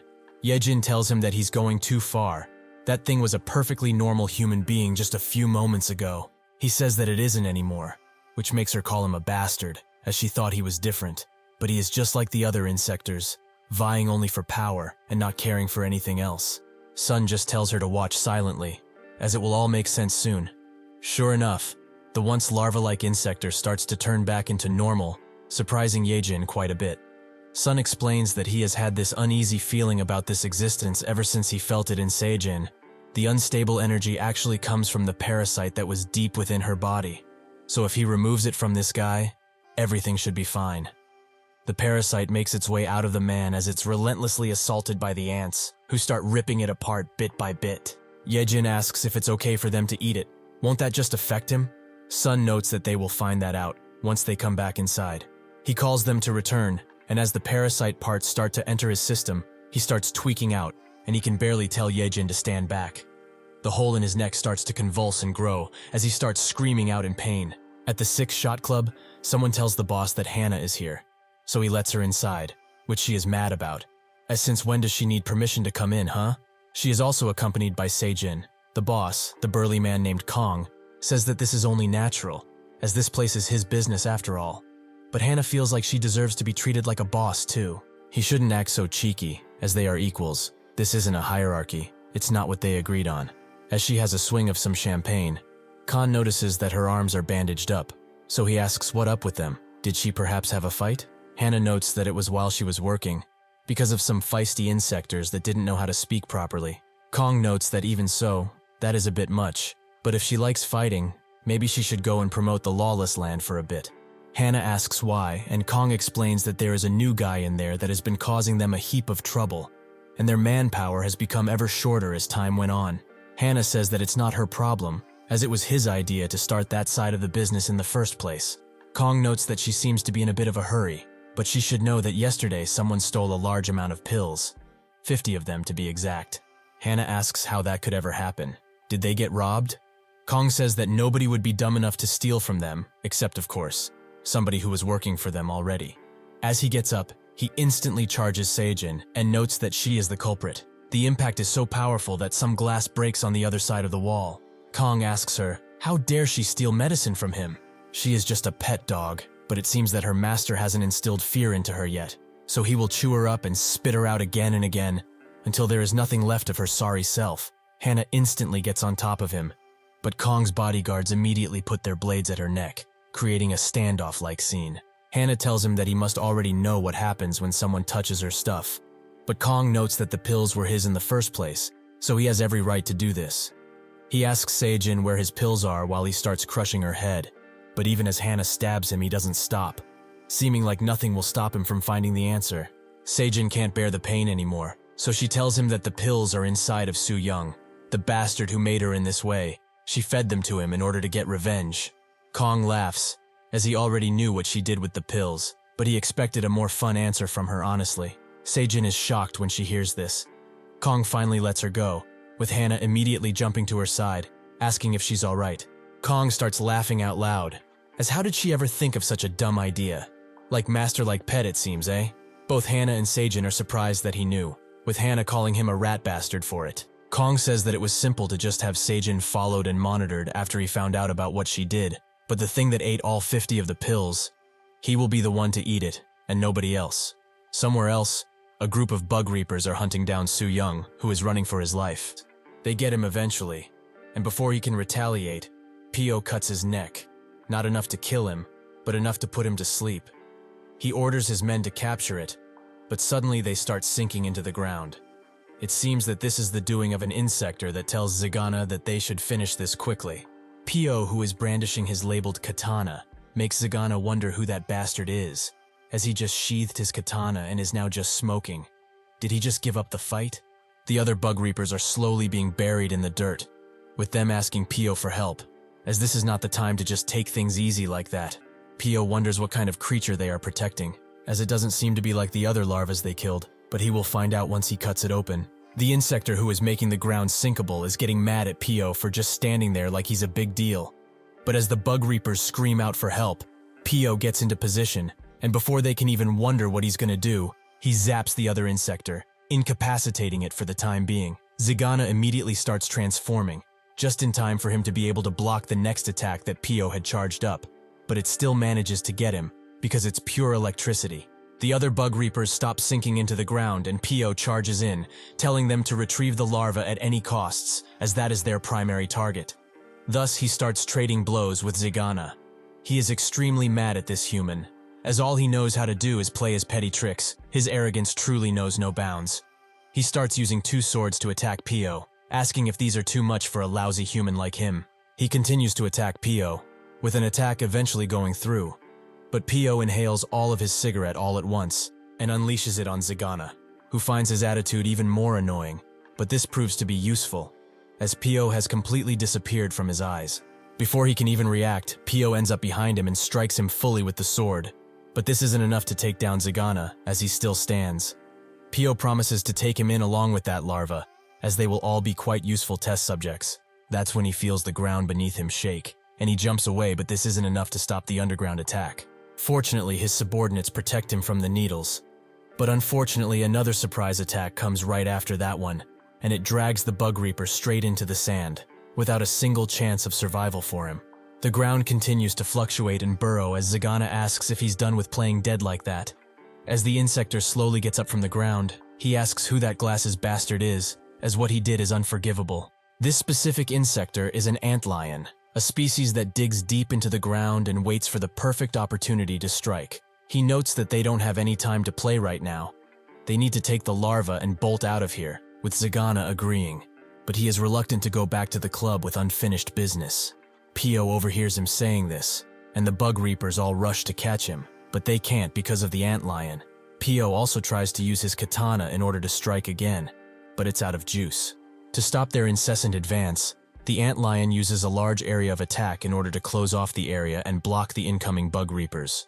Pio tells the others to retreat as he charges in, with Zagana noticing how annoyingly tenacious he can be. The antlion congratulates him for his bravado. So as a reward, he can have this bastard, but he promises, when they see each other again, he will rip him into pieces and eat him slowly. With that, both him, Zagana, and the larva disappear out of the area. But this wasn't all for nothing, as Pio has gained a new bit of information, and now has plans to scour all of the clubs in the vicinity. It's time for them to turn the tables around. and it's time for the hunted to become the hunters. In the dead of night, when everyone has gone to sleep, an insector runs away with all of his might from Sun, who seems to be hunting him down for food. The insector tries to plead with him, as they are both hunters, but that's when another Sun pops up behind him, and they slowly start to approach him as he continues to panic. Before he can even think of even doing anything, he is crushed under their combined might and left to be eaten by the ants. At school, nobody seems to be that sad at Soo Young transforming into a monster, with his friend not even caring, as 2 of his teeth are missing and need to be replaced. Everyone has moved on, basically. Cho overhears a few girls talking about Seijin, calling her a monster, which she makes them apologize for, as she's her precious friend, not a monster, as they called her. Yejin is quite surprised at how fast this girl speaks her mind to other people, and also asks if she's okay, which she confirms, but she most definitely isn't. Cho notes that she was in the classroom when that incident took place, so she saw Saejin, but was she really a monster? Yejin explains that her friend did no harm to anyone except Soo Young, so no, she wouldn't consider her a monster, per se. Cho is happy to hear that, as she was afraid when she heard what was happening inside of the class and she couldn't look through the windows, but Seijin really became an insector. She starts crying her eyes out, as she thinks that she will never have her friend back. But Yejin knows that there is a way made by Sun. In an abandoned building, Sun continues to feast on the insector he hunted down at night, but it's not actually Sun, as he is just sitting there, watching his ants eat. This is because after he consumed the larva, the number of ants in his body increased, to the point where they were overflowing from him. So after repeated failed attempts, he managed to create a swarm, which hunts for him automatically, without him doing much. But these ants are still the same, as when they don't get full enough, they will inevitably attack. Thankfully, he also became stronger, so he takes care of them quite easily and puts them in their places. After he does just that, he suddenly feels the presence of some insectors, 3 to be exact. So he thinks that this is the perfect opportunity for him to test out his new power. He transforms into his ant form as he falls and starts sprinting towards the area where he felt the commotion. But as he gets closer, the energy he feels decreases, almost as if one of them just perished. So he gets even closer and listens to the commotion. Another insector is calling Red, the insector from the arena, a bastard, as he lured them all of the way here. For something petty like this? Red notes that he is correct. He just wanted to beat them up pretty bad, but because of management he wasn't able to do it properly in the matches, so they will be his punching bag for today. Red is also revealed to be a ladybug. He tells the other insector to get into his fighting position, which makes him madder, as his arrogance is too much to just be left alone. Has he really lost his mind after picking so many fights in the lawless land or something? This is the rhinoceros beetle insector, Bera. He charges Red with his horn ready to end him, but he just dodges and notes that he really messed up this time. Did he just think that he would have the advantage in this fight only because he has a metallic body? As Bera charges him once again, Red sidesteps and punches him straight in his gut, with the attack going through him, completely ending him on the spot. With his fist full of insector blood, Red tells Sun to come over here and go around, since he seems to be interested in what he's doing. Because of this, Sun gets out of hiding and accepts his invitation, as this is what he came for in the first place. The constant driving of cars on the bridge they are fighting under seems to hurt the damaged parts of the bridge more and more, seeming like it won't last much longer. Red notes that he looks quite ferocious, so he asks for his name, but Sun doesn't say anything, which puzzles Red, as he would have at least wanted to know the name of the person he is about to kill. Red throws a light jab in his face as he approaches and demands for his name once again, but Sun stops the attack with his abundance of ants and says that his name is Black Ant, but unfortunately that will be the last thing he will hear before he dies. Red starts to laugh out loud, as he must be that guy, the person who said that he would personally destroy Zagana. He has been itching to have a one-on-one fight with him since he heard that he acts like that. Red throws another punch in Sun's direction, which turns in a multitude of punches, but Sun dodges every single one, which angers Red, as he thinks that he's trying to just test his skills. So he chooses to throw a heavy punch to make him attack.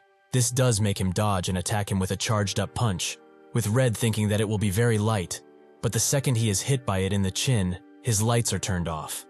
The bridge crack starts to show more and more, as even on the surface, it is pretty visible.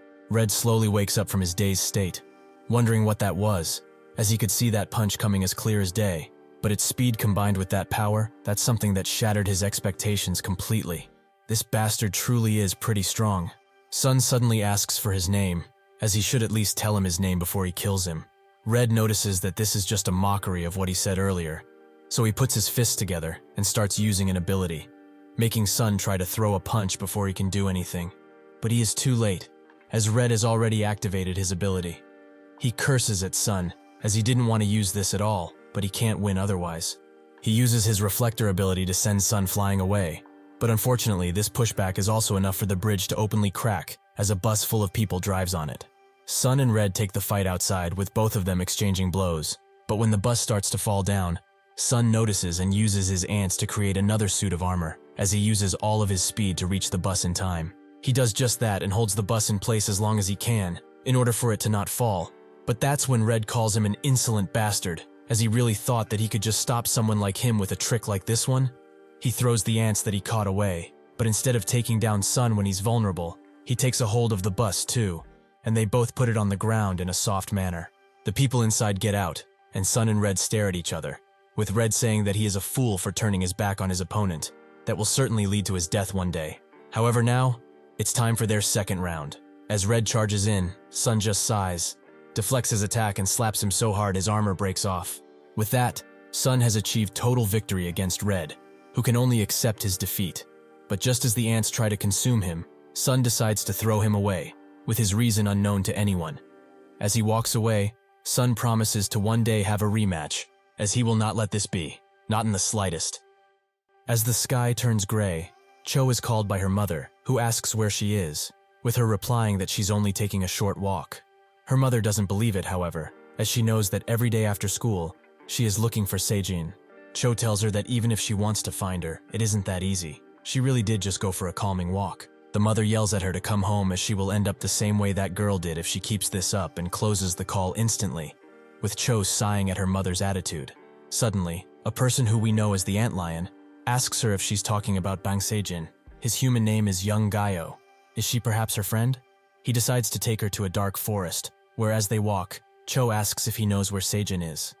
He replies with yes, making her ask how he knows of her. Gaio tries to say that he's an insector at first, but stops himself and notes that he's her senior.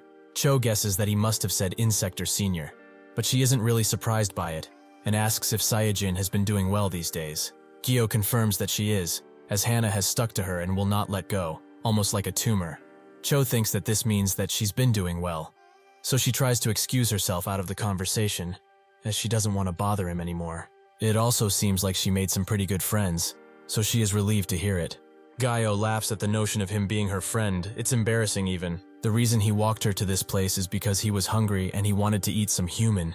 But if Sejin finds out that he ate her, the expression on her face when she finds out will be to die for. Cho slowly backs away, while Gyo explains that he never liked that little worm, as he fought for his life while eating whatever he could, until he finally found his identity as an antlion and prospered. However, Sejin doesn't have that, as because of Hannah she is living a comfortable life, something which is disgusting. He notices how surprised she is, but says that she shouldn't be, but well, it would be hard for a human to understand all of this. Cho tries to run away, with Gaio saying that it's too late, as she stepped into his territory. Cho is dragged into the ground as it becomes soft, with the larva getting ready to feast on her flesh. Before they can reach her, however, a thread of silk cuts them in half, as Yejin has appeared to save her, and immediately attacks Gaio as she descends, while also pulling Cho out of the ground. Gaio asks who she is, with her noting that a bastard of an old man used to call her Silky, so they should go with that. She lets Cho down on solid ground and tells her to run away, as this has nothing to do with her anymore. Cho thanks her, and does just that, with the larva choosing to attack Yejin to appease their hunger. Unfortunately for them, she is much more powerful than them, so she easily cuts them up into tiny pieces, their blood splashing all around. Gaio asks why she's doing something like this. What does she have to do with his hunt? Does she just want to get buried now? Yejin finds his threats cute, but while listening to his yapping, she notices that he is similar to the larva, but at the same time different. Is he perhaps a part of the celestial insectors? Gaio confirms it and says that if she is this knowledgeable, it must be that she was one of the ones who took down Zagana. But they were too.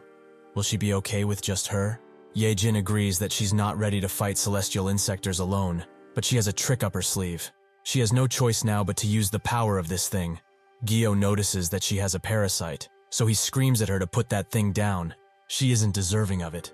Yejin immediately pops it in her mouth, with Gaio trying to kill her before she even swallows. which appears to have worked, as he can't see her because of the dust.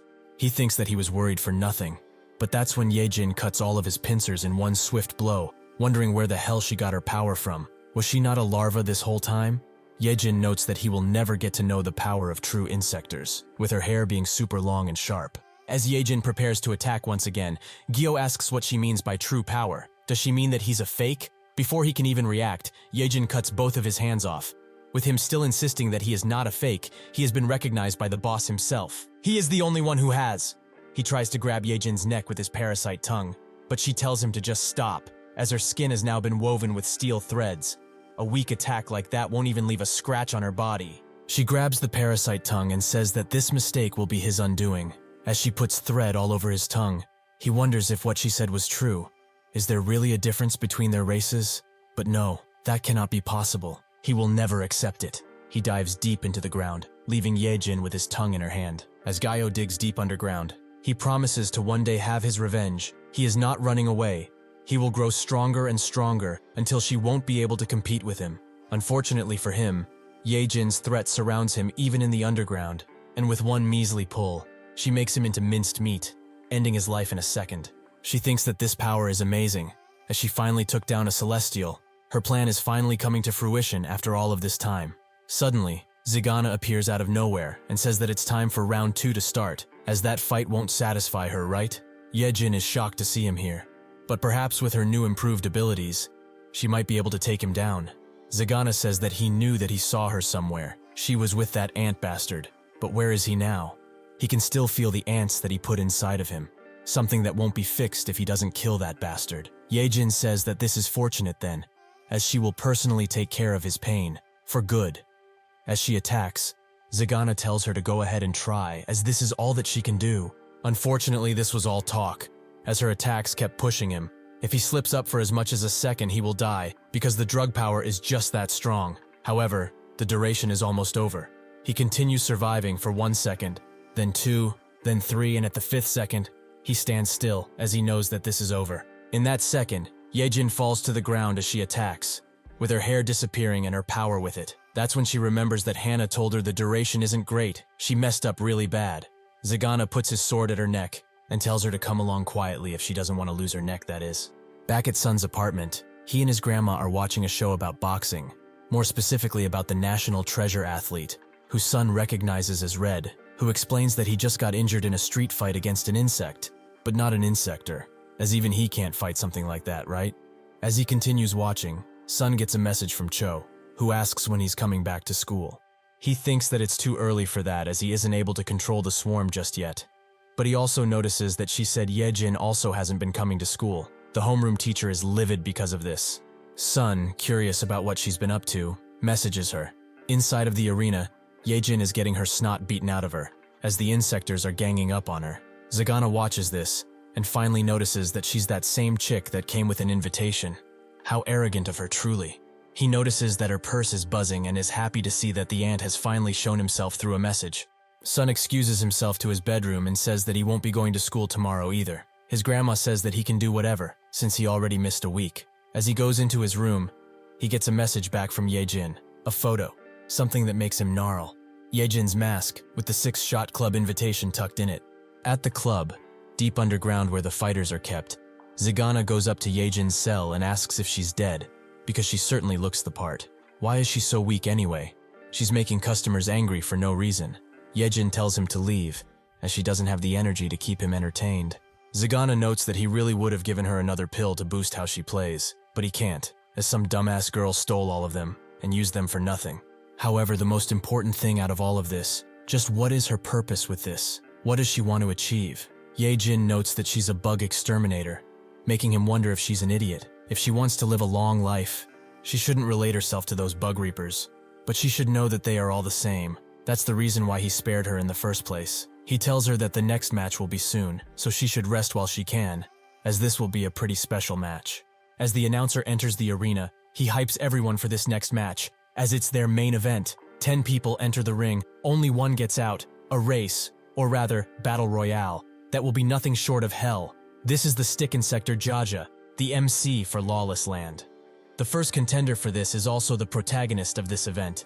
Then newcomer that everyone loves to beat on, Silky. An opponent will be added every minute, so if she can't get rid of them before the 60-second count, her chances of victory become slimmer, and she will be eaten right here, right now. With that introduction, it's time for the second player to enter. Yejin's opponent immediately charges her, showing that this will be a tough match for her. Inside one of the waiting cells, Red practices his punches, with Zagana appearing and asking if he's ready, as he's the 10th opponent. Red notes that he doesn't like that he's participating in this dumb game. He should have made him the star of the main event if he wanted him to participate. Zagana says that he is truly arrogant. If they did that, he would have killed the entire roster and ruined the business. Red throws a punch close to his face and says that he could beat him right now, even that Kong monkey that he calls boss. Zagana becomes increasingly madder, as he would have shown him what true power means right now. But he is a player, so he is safe, for now. Suddenly, Zagana gets a phone call, with one of the employees saying that the elevator to the VIP area has just disappeared entirely. Zagana closes the call and tells Red to get ready as his opponent has just appeared. Back in the arena, Jaja is amazed at how Yejin is doing, as she has been dealing with enemies left and right, despite her injuries. Unfortunately for her, luck has run out, as Queen Jack has entered the arena and she is ready to smash things to bits. She catches Yejin by surprise and kicks her high in the air, allowing her to hit her even harder with a mighty punch that sends her flying. As she gasps for breath, 3 more opponents enter the arena, which might be considered unfair, but they must remember that this isn't called the Lawless Land for nothing. With this, they have reached the climax of the show, where Yejin will face the consequences of her actions. As the clock ticks 1 minute away again, Jaja tells the next opponent to get a move on already, as he can't have the audience waiting like this. Eventually, the next opponent arrives, but it's only his head, which is immediately crushed under Sun's foot, who seems to have eaten more than 1 insectors. Zagana looks at him, and is amazed that he really dared to come here. Yejin can barely muster up enough strength to call out his name, but Jaja cannot allow unrestricted opponents to enter. He must be swiftly dealt with. He tries to hit Sun with a squashing punch, but he summons some green power using his ant colony and blasts Jaja's arm away with what seems to be actually acid. Sun notes that he will not say this twice, so they should listen well. Where is Yejin? Sun charges up his acid and shoots another beam, which hits one of the opponents, who was actually close to Yejin. She can't help but wonder where he got such monstrous power from, but now there's no time to ask.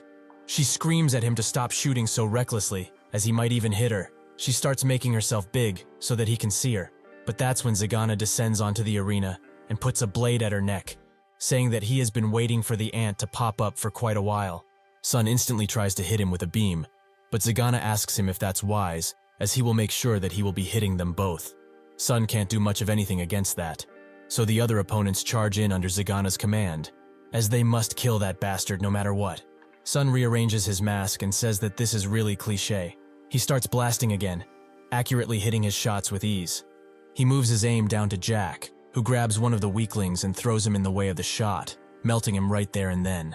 This gives Jack the opportunity to prepare a mighty attack, and she successfully lands it, presumably crushing Sun on the spot. Zagana is surprised that Jack actually managed to use her head for a bit, so he will reward her once she brings the ant's mangled corpse. Jack doesn't move, however, making Zagana wonder what she's doing. Suddenly, Jack starts to convulse and melt as Sun blasts through her belly, her blood all on his armor as he walks out. Zagana can only wonder where he got such monstrous power from. Did he perhaps eat a larva too or something? Yejin is happy to see him victorious, but the public is not too happy that their fun is seemingly running out.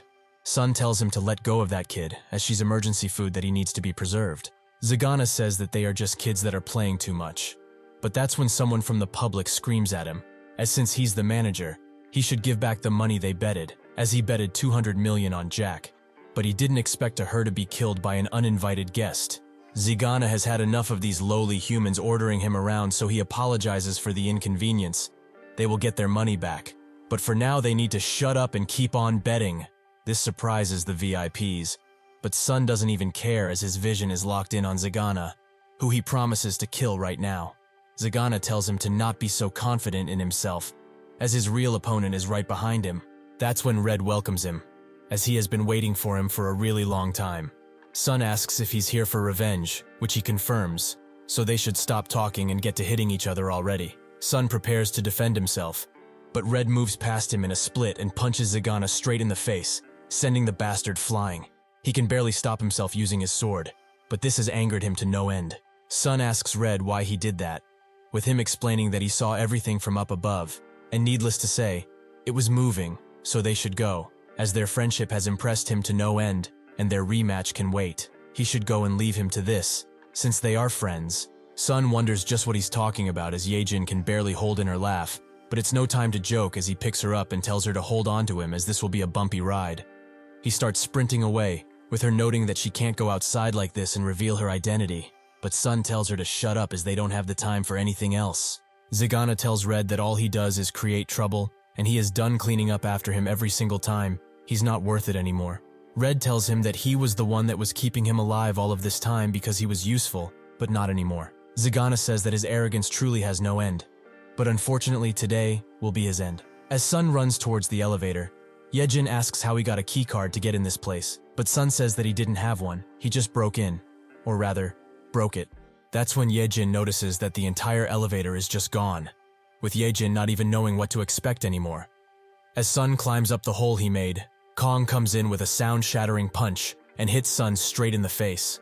He says that they will both take responsibility for the destruction of property and disruption of business. Since they don't have cash, he will have to take their lives instead. Earlier, Kong was getting ready to have the meal of his life, the 50-pill larva he cherished for all of this time. One of his girls asks if that man also knows of this thing, which he doesn't care about, as he's certainly not going to take away his food. Since he is already at the top of the insector food chain, that guy probably can't even evolve anymore. With this, however, he might even grow stronger than him, so he should feast and become the apex of insectors. Before he could even take a bite, the whole club started to rumble, and an employee came inside telling him that there's an intruder. Kong asks if he's strong, with the employee saying that the VIP elevator was destroyed, and he's currently going to the lawless land arena, so he is potentially pretty dangerous. Kong was surprised that someone managed to destroy that elevator, but so what? Is he ordering him to go deal with that intruder or something? The employee says that it's not that, it's just that they don't know of the intruder's power, so they need to be cautious. Kong crushes his weak skull with one finger, as he was too useless for him now, but well, he isn't mad about the interruption, as some pre-meal exercise will be quite nice.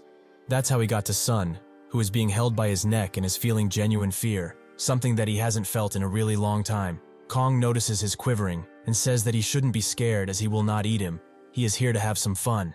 He punches Sun so hard he is sent into the wall and then continues with a kick. Kong urges him to show him his real strength. Is this really what he was called here for? He can't accept something like that. This is not enough for him. He needs to show his true power or he will die right now. That's when Sun's hive comes from behind and starts to wail on him with whatever it can, which Kong finds kinda cute but also pretty annoying. As he tries to punch it, however, Yejin stops his attack and wonders how this man can have so much strength in his human form, as even if she used all of her strings she wouldn't be able to hold him. Kong is surprised that they still have some fighting spirit. It's actually starting to piss him off, but this is exactly what he wanted. They should struggle for their lives, as this brings out their true powers.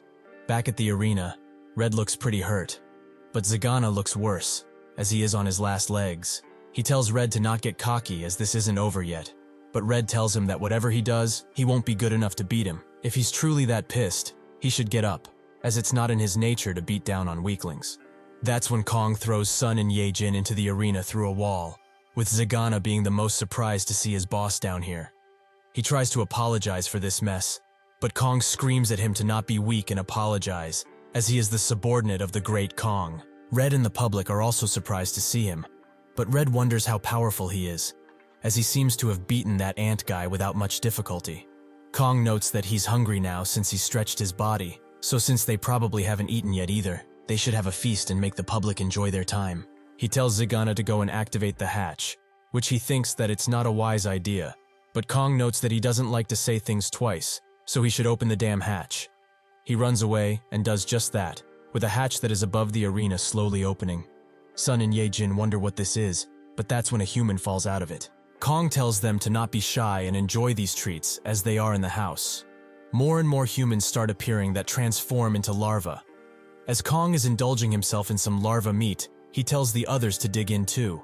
As the larva fully transforms, Yejin and Red think that this is truly horrible. But Sun thinks of this as a perfect opportunity. All they need to do is stop that guy from consuming any larva, as he will take care of the rest. Yejin wonders if that's possible, but Red tells him that he does what he needs to without worry. Kong tells them to stop talking and enjoy the food, as this is not a chance that they will get again anytime soon.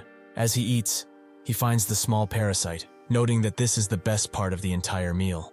Red notices that he grabbed it, and as Kong puts it in his mouth, Red charges in, ready to stop him. As he does that, Sun tells Yejin to run away, as he came to save her in the first place, so she should go. Yejin smiles, as she didn't believe he was the sentimental type, but he should stop talking nonsense and go and eat, as she will help Red with the fight. Sun agrees and tells the hive to come out and eat all of the larvae it can. The hive does just that, but Sun isn't finished yet, as he lets his other ants eat too, with all that is left of them being one hand's worth. As Red approaches, Kong bites his fist and tells him to stop pestering him like a flea while he's eating. He throws Red into the public, but Yejin catches him with her silk and tells him to use it to jump back at that guy. He does just that and uses a barrier charge punch to stop Kong from eating. Afterwards, he unleashes a deadly combo on him, using the silk to boost his power exponentially, to the point where he sends Kong back. Unfortunately, this wasn't enough, as Kong has managed to consume the parasite, making its strength grow even further. He tightens all of his muscles as he punches the air, which Red defends himself of, something which proves to save him, as the sheer force of the punch would have knocked him out if he didn't have the barrier. Just how powerful can one man truly be? Kong says that he needs to finish his meal now, but Red tries to hit him once again in order to stop him. Before Yejin can tell him to back away, Kong punches him in the gut and kicks him away, destroying most of his armor as he does so and knocking him out. Yejin falls to her knees, as they cannot hope to win against such a monster, as he is far beyond anything they have seen up until now.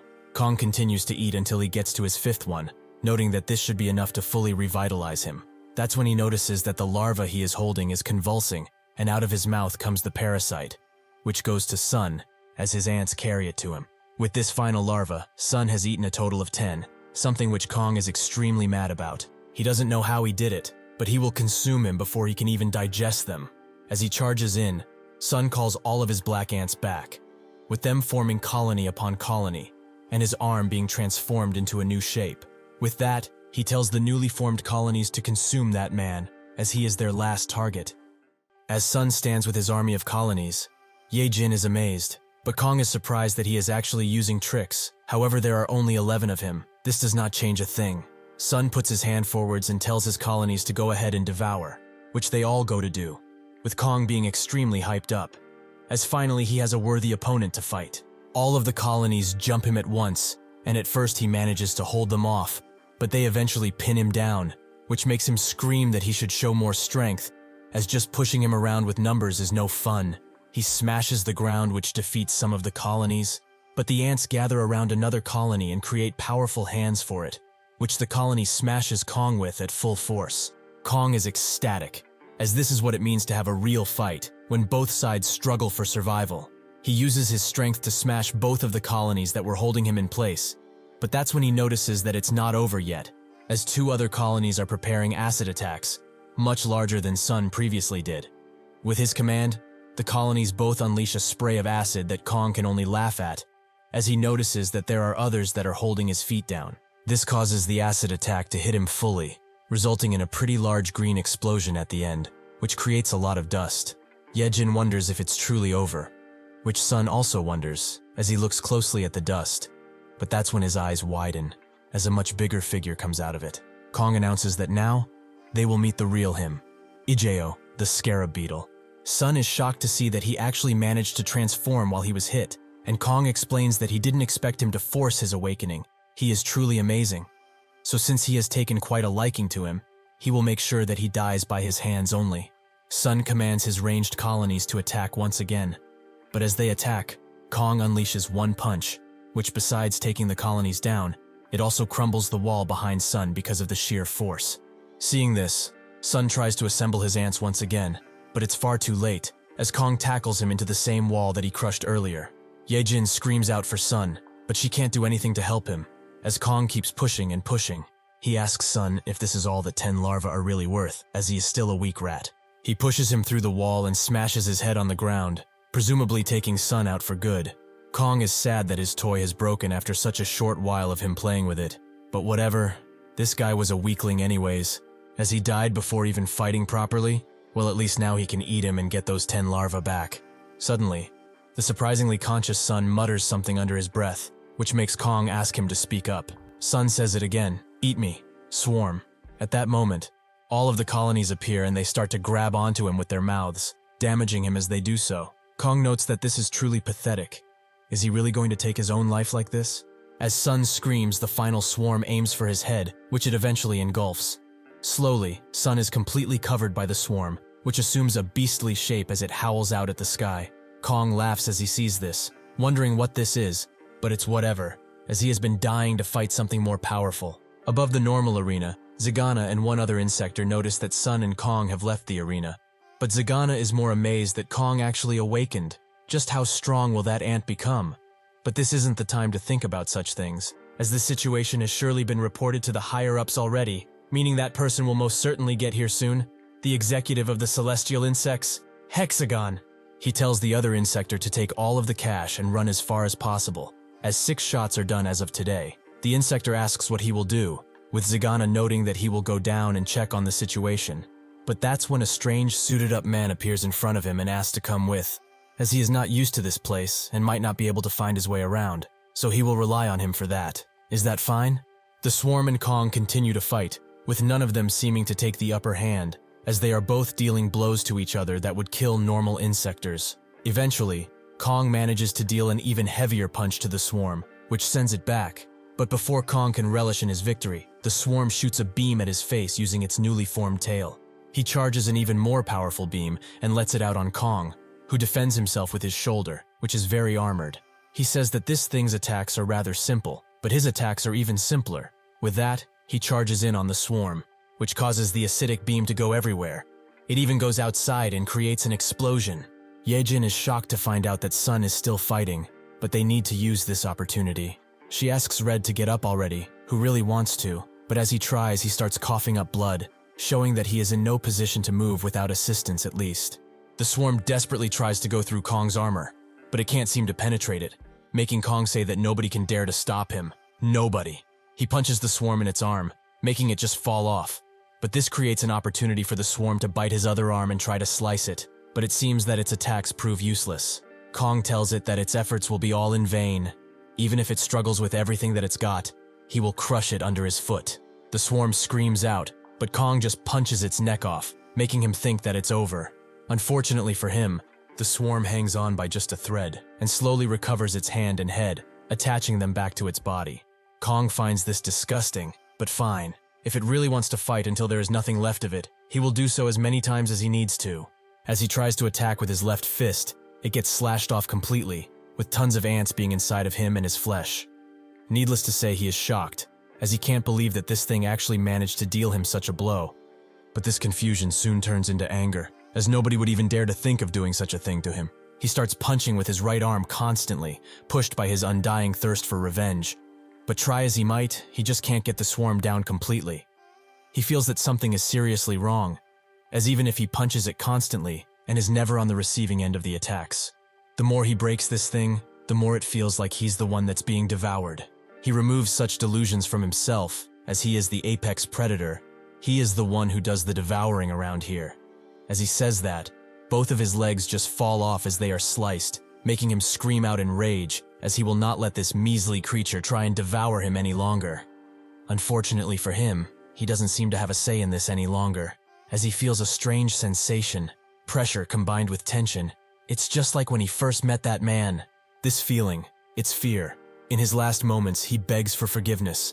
But as the swarm's gaping mouth opens slowly, Sun, who is still there, answers with one word: hungry. With that, the swarm starts to consume the now deceased Kong with great hunger, but it also screams out at its victory, as it has shown that it's the real apex predator. Yejin and Red eventually make it to where Sun is, where they see him standing above Kong's desecrated corpse. But Yejin feels that something is seriously wrong. As Sun slowly turns to them, it's shown that his eyes are blood red, and he only tells them that he is hungry. Sun says that he's starving, actually, with Yejin being very surprised that this guy actually smirked. But Red asks if this is really the only thing that she's surprised about right now. As his eyes are fully bloodshot, he seems that he has lost all sense of self. Before they even notice it, Sun moves closer to them, with Red screaming at Yejin to defend herself. But she was too surprised by all of this, so she does nothing as Sun grabs her by the neck and also grabs Sun with a colony to make sure that he doesn't move, something which Red isn't happy about. As Sun holds Yejin in place and smiles, she asks if it's really him behind those eyes, but Sun doesn't pay her any mind, as he finally found something good to eat. That's when Red, who managed to get out of his restraint, punches him. This gives Yejin the opportunity to scream out at him, as he needs to come back to his senses already. Red asks if this is the end of their tear-jerking friendship. It's quite disappointing. As they both hit him, he doesn't stop smiling and uses a new skill, corrosion, which makes the ants that are on his attackers start violently eating at their armor, eventually covering them up fully as they consume. Sun looks at this, but behind his crazy, blood-fueled eyes is the real Sun, who is being kept as a prisoner by the ants, who seem to be ready to end him for good. Sun, completely defeated by everything, tells them to go ahead and eat. As he has had enough of this world, he can't take it. They should eat up and get it over with already.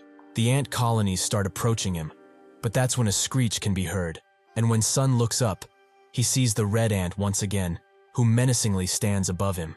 Sun wonders what it's doing here again, but he tells it to stop, as he has reached his limit too. This is more than enough. Suddenly, the red ant projects a humanoid appearance out of it, who tells Sun to continue on living. Sun is charmed by its appearance, but the other ants don't like it, as they are all slowly killed off by the sheer presence of the red ant's new form, with even Sun being pushed back a bit. The red ant tells him that it's absolutely necessary that he lives and starts pushing him out into the real world, which he tries to stop, as he has something to say to this red figure that seems all too similar, but he cannot. In the real world, Sun screams out as the ants stop attacking Yejin and Red, but Yejin is more worried about Sun, who is still screaming as he slowly transforms. Eventually, he fully gets out of his ant form and falls to the ground, but Yejin catches him and tells him to wake up while asking if he's okay. That's when Yejin feels something wet on her shoulder, that being Sun's tears, who finally remembered who the red figure looked like, his mother.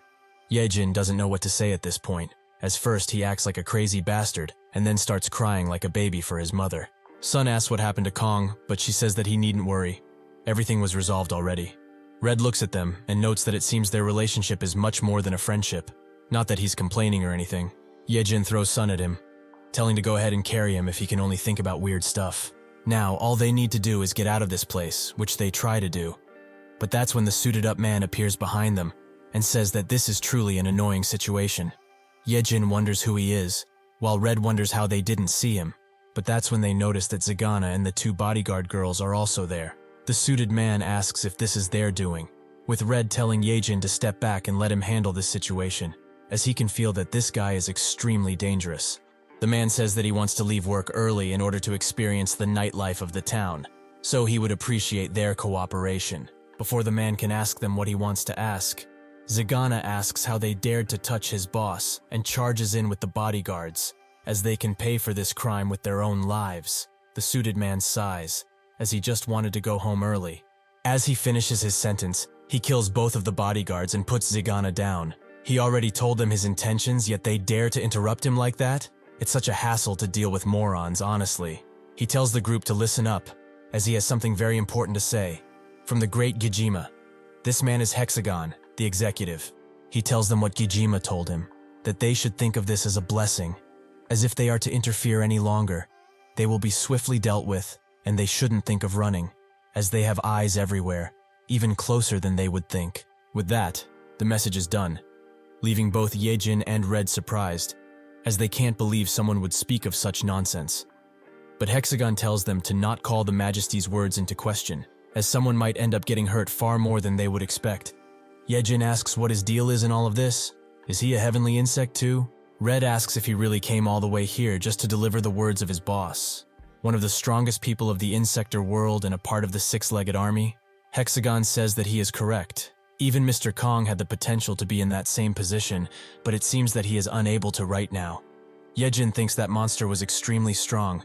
Are there really people that are much stronger than him? Hexagon tells them that they will not be reprimanded for this, as Kong was about to be condemned anyway, as Gijima has thought of his actions as too rash. Red asks why would they kill one of their own? Aren't they supposed to gather as many powerful people in that merry group of theirs?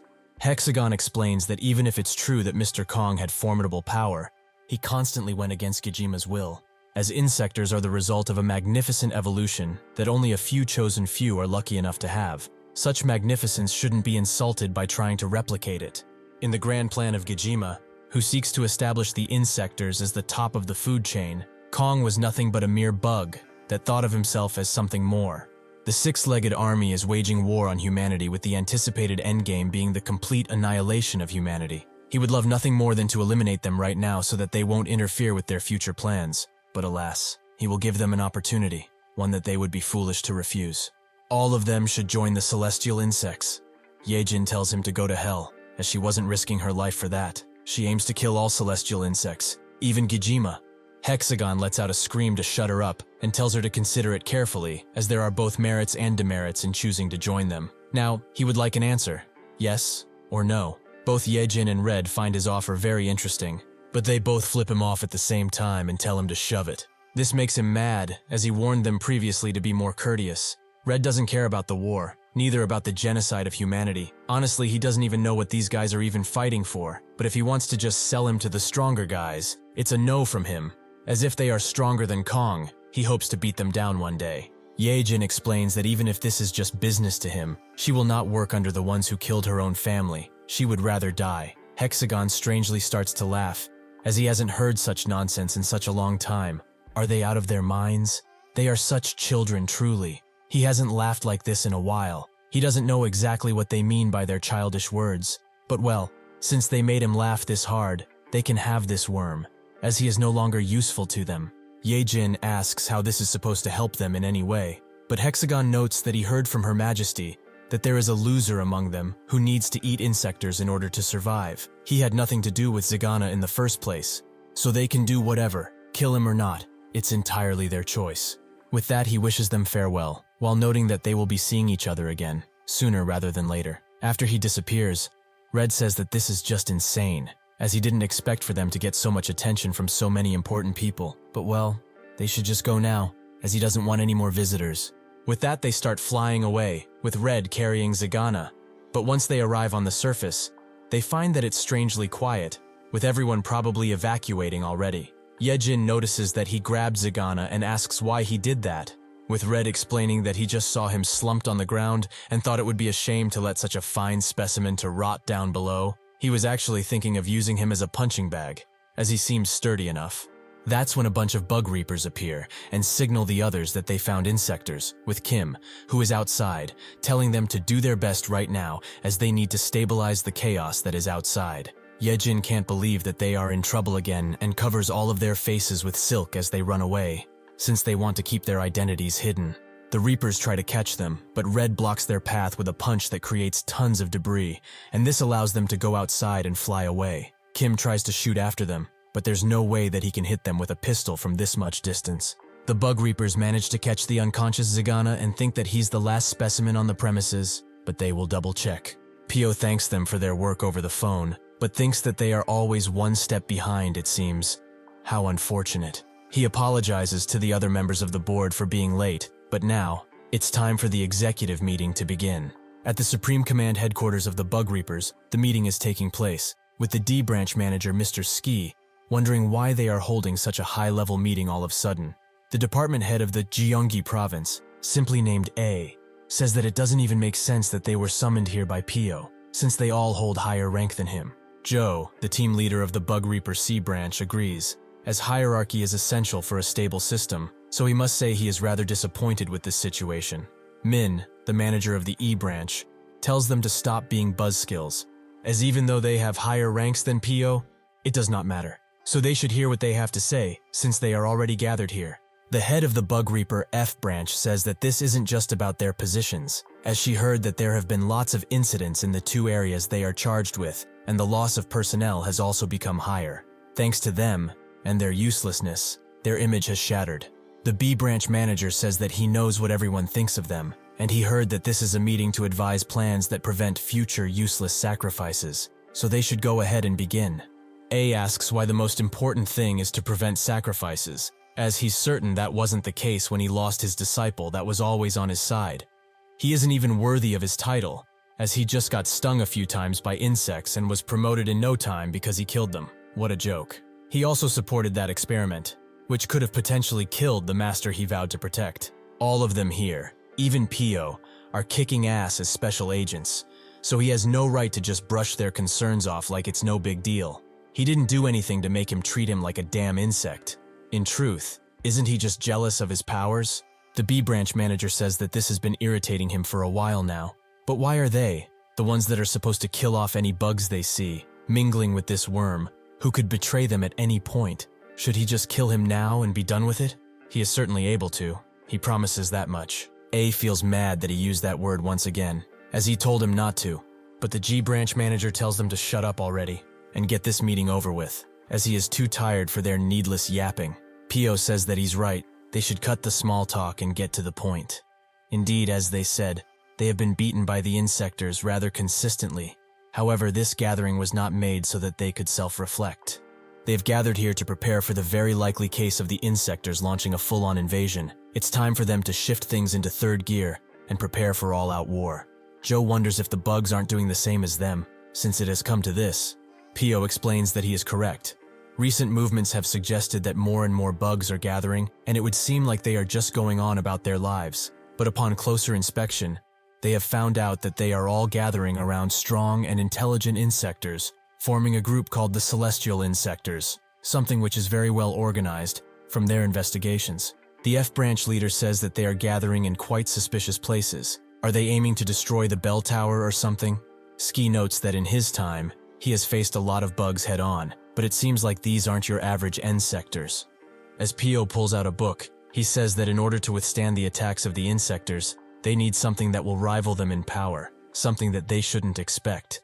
He gives them the book with the Ant Castle project, with them wondering what it is and who the people inside of it are. The B branch manager picks the book up and asks Pio what this book is about exactly. That's when the old man comes around and says that he will explain that himself, and he doesn't know where they got that book, but they should stop flipping through it like that, as he has a personal connection to it, a painful one.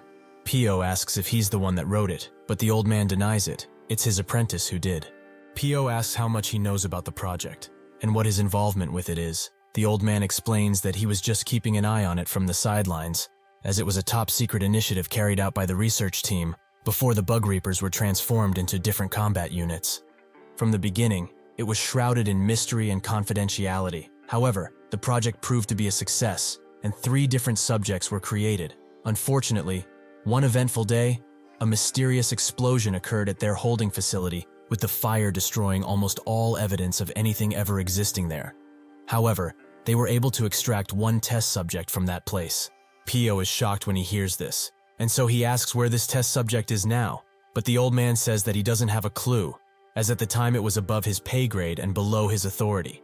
Pio doesn't know what to do right now, so the old man suggests that, if they want power that rivals insectors, they should take the special vaccine he concocted. This makes all of the managers fall silent as they look at him. With excitement in his voice, he explains that he and Jin have been opposed to using it, but he should see the result for himself, as they are amazing. In fact, they have already proven it, since Lucky and his division already had their insector injections made. He was the B branch manager, Jin's apprentice before, but now he is a top special agent. He was already amazing, but through the tests, he became even stronger, even nominated for the department head title. As he keeps pushing and pushing this idea further and further, Jin's anger grows, so he smashes the table completely and tells him to shut up before he will say something he wishes he hasn't. A tells him that in the end, he is the same idealistic bastard. What's human dignity worth if so many people die for that dumb idea? He goes next to the old man and tells him to not be discouraged, as he is very positive about his research. So he agrees on letting his team take some of the vaccines and see how it goes. As they all walk away, Pio goes to Jin, and he's quite surprised by his reaction. Jin apologizes, as the topic the old man was talking about was too touchy, but they should go back to now. At the B branch of the Bug Reapers, deep below the earth, the now fully taken over Ro, who doesn't even recognize Ko as the same species as him, with a final blow, he incapacitates him, a burning hunger from within telling him to open that door and awaken, as that is his only objective in life. He opens the heavily armored door, revealing a very large figure, who was standing right outside it. Ro says that he has been waiting for him all of this time. This insector seems to be of the same species as Sun, an ant. As the mighty insector comes out of his confinement, Ro begs him to not leave him behind and awaken him as a true insector. He even bows down. The insector puts his hand over Ro's head, which he thinks will be to awaken. But then in a raspy and loud voice, the insector says that a mutant like him, who is never an insector to begin with, is not worthy of awakening. With that, he crushes his head fully, and the bug reapers who were at the facility start mobilizing against the escaped insector. When they arrive, they see that the Rocco brothers are both dead, so they start opening fire on the thing using their high-caliber weapons. But one of them wonders how the hell it managed to get out of confinement. Was the equipment they put in place faulty, or was it opened from the outside? The bullets do nothing to the insector, not even graze him. The insector wonders where he is, and then with a slash of his hand, he cuts all of the bug reapers there in half, even hitting a fuel pump that blows up, leaving behind him a trail of destruction and death. Eventually, Pio, Jin, and Tae arrive at the scene, with Pio speaking with Ko, who seems to be barely alive.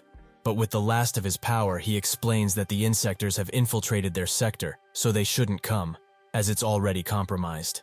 Jin asks if his smoke that they have in every containment cell isn't supposed to be the invincible bane of all insectors. But Pio says that he doesn't have all of the answers right now. Who knows what happened for it to not activate? Tae tells them to hold tight as they are almost there, but when they get in front of the sector, a pillar of flame arises, and shortly after, a giant explosion destroys the entire facility in front of their very eyes. Tae damns it all for not being able to make it in time, but Pio notices something even more shocking, that the specimen they were holding captive has breached containment. Jin tells him to not go. They should turn away and leave before he notices them. But Pio gets out of the car and tells Tae to get away and go back to headquarters, as there needs to be someone who will tell everyone about what happened. He doesn't want to at first because he can also fight, but Pio tells him that he's way out of his league here. He can't face something like this. Jin also gets out of the car and says that he's a real piece of work. Pio tells him to step back, otherwise he won't guarantee his safety. But Jin says that he won't disturb him in his hunt. Rather, he will help him.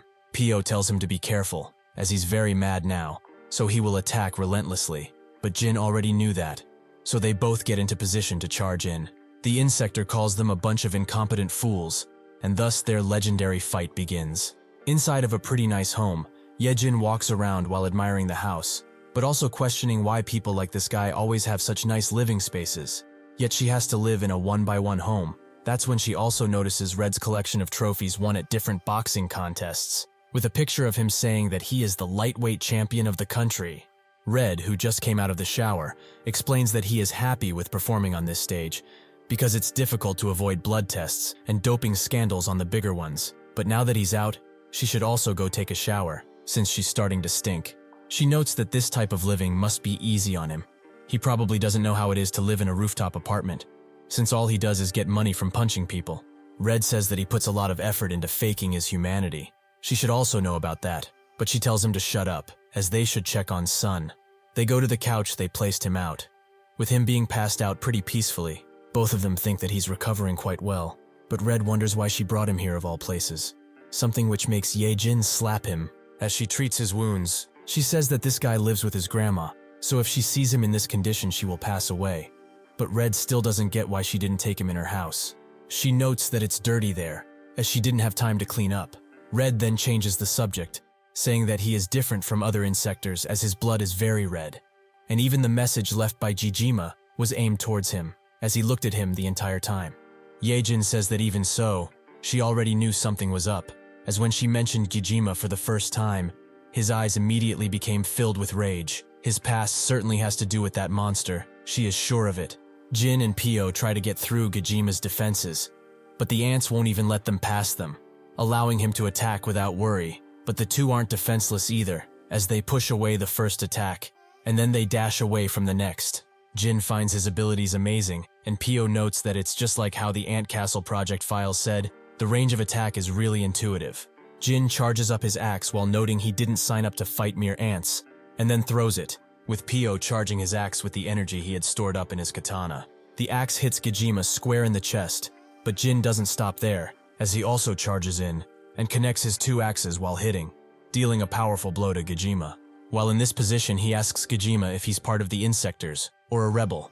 Gijima says that a lowly human like him wouldn't understand even if he tries, but Jin tells him to try him. With that, he pulls his axes out once again, and moves to slash Gijima, which he succeeds to do multiple times. Gijima, unbothered by this, says that his skills are admirable, but he will now show the true pinnacle of power. In one movement, he cuts one of Jin's arms and legs off, with Pio screaming at him to back away. However, even in his injured state, he puts enough strength in his remaining arm to actually cut one of Gajima's arms, which he congratulates him for and apologizes for calling him inferior all of this time. Unfortunately, this is as far as his strength will carry him. Jin thinks that this is it for him. This is how he's going to die. But Gajima suddenly moves right in front of Pio and says that he must already know about that case. Pio thinks that if he's talking about the Ant Castle project, he may be able to pull out more information from him. He says that the case is classified information. What is he trying to do with it? He shouldn't try to lie, as he knows everything about the project since he read it. Gajima explains that there is someone precious to him connected to it, someone that may be able to unify all of the insector kind and make them the rightful rulers of this world. Before Pio can ask more questions, Tae smashes the van into Gajima and tells him to get lost, but this doesn't stop him at all. His efforts are without any meaning. Gajima cuts the van in half with ease, but Tae manages to get out and tell Pio that he will buy them some much-needed time, so with it he should go and take care of Jin. Pio asks him truthfully, how long does he think he will last against that monster? He is the devil incarnate, a being that defies all logic. Out of nowhere, a large bomb appears out of the sky and lands squarely on Gajima, who blocks it with his arm. But the explosion still happens, creating a small mushroom cloud. This was done by Kim, who came by airplane and also apologizes for being late to the party. But they should hop on and leave this place, as it's not something they want to be caught in. With this diversion, they managed to get away. Not because they outsmarted Gajima, but because he wanted to let them go. The next day, Yejin and Sun are the only ones at school. Because from the messages with Cho, Sun finds out that they were all supposed to go on a trip with their math teacher. But since they didn't show up at all, the schedule moved up and they went earlier. Yejin damned it all, as she really wanted to go on that trip. Why does everything fun happen when they are not around? To put the icing on the cake, she also lost her phone so she couldn't check the schedule. But she hasn't given up yet and tells Sun that they should also go to Pohang, where the trip is being held. Sun asks how they are going to get there in the first place, making Yejin laugh. In situations like this, one needs to take advantage of their rich friend.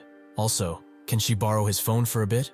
When they go outside, she notes that she has found a way for them to get to Pohang, a way that will make them arrive faster than anyone. That's when a large engine can be heard coming their way, and sure enough, a red expensive car parks right next to them. Out of it comes Red, who notes that they are truly arrogant to bother him like this in the middle of the day, but they should feel lucky he was in the mood for driving, so they should hop in already.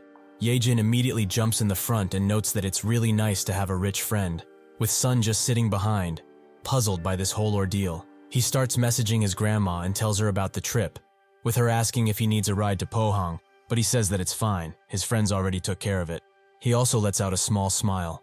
But unfortunately, things will not be all quiet, as a bug is watching them from above, its eyes fixated on the blood-red car. The dragonflies of the land roam about, as it is their season after all, but some are unfortunate enough to be interrupted from their peaceful lives. Such a case is happening right now, as a senior soldier is bragging to the juniors about how fast his reflexes are, but he also notes that since it's their season, they are extremely good at eating. He will prove it by making Seihi eat it. Seihi, a shy and introverted person, can only stand still in fear as the senior asks if he's right, but when he doesn't answer, he asks again, this time with a much more deadpan face. Seihi immediately screams out that he's correct. The senior grabs him by his jaw and tells him to not speak so loud. But what's so good about these dragonflies now? Seihi says that they are jam-packed with nutrients, which the senior agrees. These are some good soldiers that any soldier needs, so he will allow him to taste it first. With that, the senior puts the dragonfly in Seihi's mouth, who immediately falls on the ground, but the senior tells him to swallow, as he will have to eat too if he spits it out. Okay, this sounds kind of sussy. As he and the other juniors walk away while talking about various things, Seihi suffers as he barely swallows the dragonfly, his eyes filled with a mix of regret and sorrow. Later in the day, they all play a game of football, with Seihi put as the goalkeeper, but he doesn't seem to be doing well, as his body is acting up after he ate that dragonfly. His teeth are gnawing at each other, and his blood runs cold. Eventually the ball gets to him, with the senior telling him to block it. But due to his awful condition, he doesn't even notice the ball as it flies past him. The senior immediately punches him to the ground while calling him a jerk, and then starts kicking him, while noting that this isn't a game, this was something to prove their excellence. But he is clueless, a clueless bastard who is worthless. As they walk away, one of the juniors wonders why he is so hard on him all the time, as it goes to crazy levels sometimes, but the other junior says that it's just how the situation is. He got targeted only because he was the weakest of them all. Truly a pitiful life. When the roll call happens, the sergeant notices that Seihi is shaky and his movements are stiff, so he asks what happened, but the senior who is right next to him tells him to shut up if he knows what's good for him. Seihi grits his teeth, and as the sergeant asks again, he says that it's nothing. He bumped into someone while playing soccer. The sergeant believes him and continues on. Since fall is here, they should bring out their jackets so that they don't get cold. And also, if they have any issues, they can report them directly to him, as he is in his office at all times. With that, he dismisses them, what truly happened going unspoken by anyone. When night arrives, Seihi and the senior are left on guard duty, with the senior apologizing for hitting him so hard. But seriously, he shouldn't have sat around like a dumbass and let the ball go through. Like that. Seihi doesn't even listen to him, as the dragonfly he swallowed starts growing. The senior asks if he's even listening, or does he want another beating? The dragonfly grows once again. The senior has had enough of his insolence and tries to slap him, but Seihi doesn't move at all even if he is slapped. The dragonfly engulfs Seihi's entire body. The senior screams at him, as he will write this up as insubordination.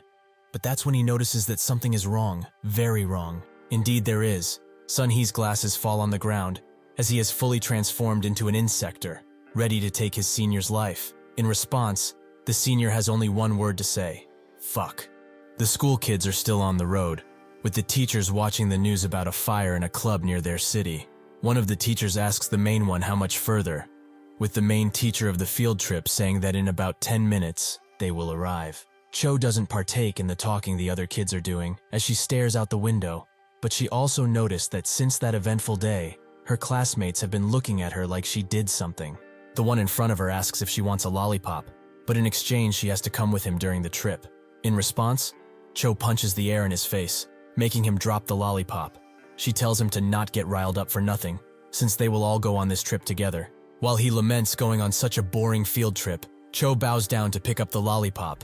But that's when the newly transformed Seihi appears and guns down everyone in the bus, with the only exception being Cho, who was fortunate enough to duck. When she looks around, she notices her classmates' lifeless corpses. But Seihi is not done here, as he opens up the bus vent and looks down on her. Sun and the gang fall silent while they drive towards their spot. But Red tries to break the ice by asking when they first awakened as insectors. Yejin feels that it's kind of a random question, but to encourage them to do it, Red tells him his story first.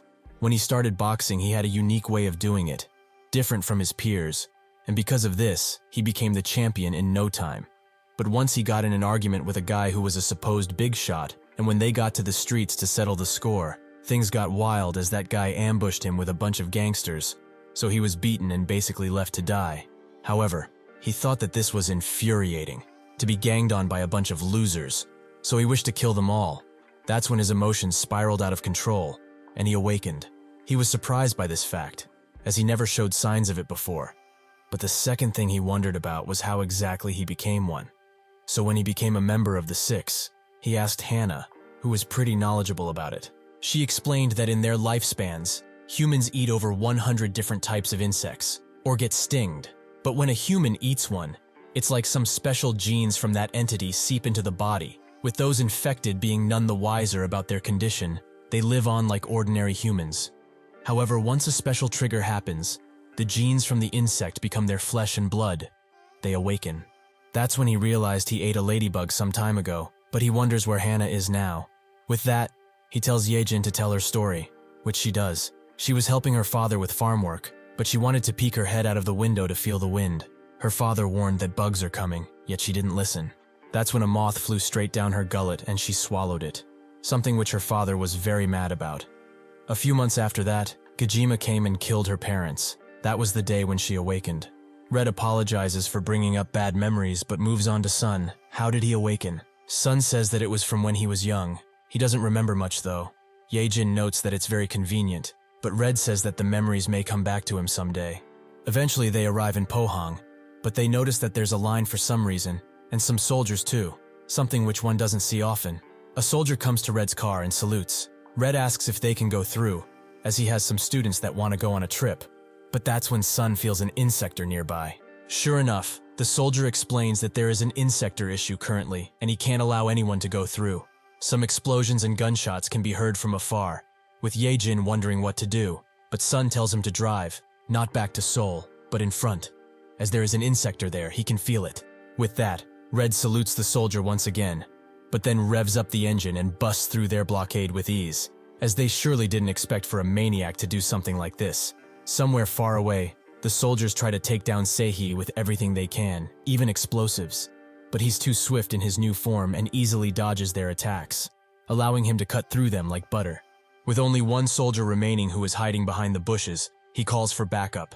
Sehee slowly arms himself from the corpses of his past comrades, as the soldier warns the others to be careful, as the insector has used weapons before and is very deadly. As Sehee throws a grenade right on top of him, he screams out for help, as he is too mortified to do anything else.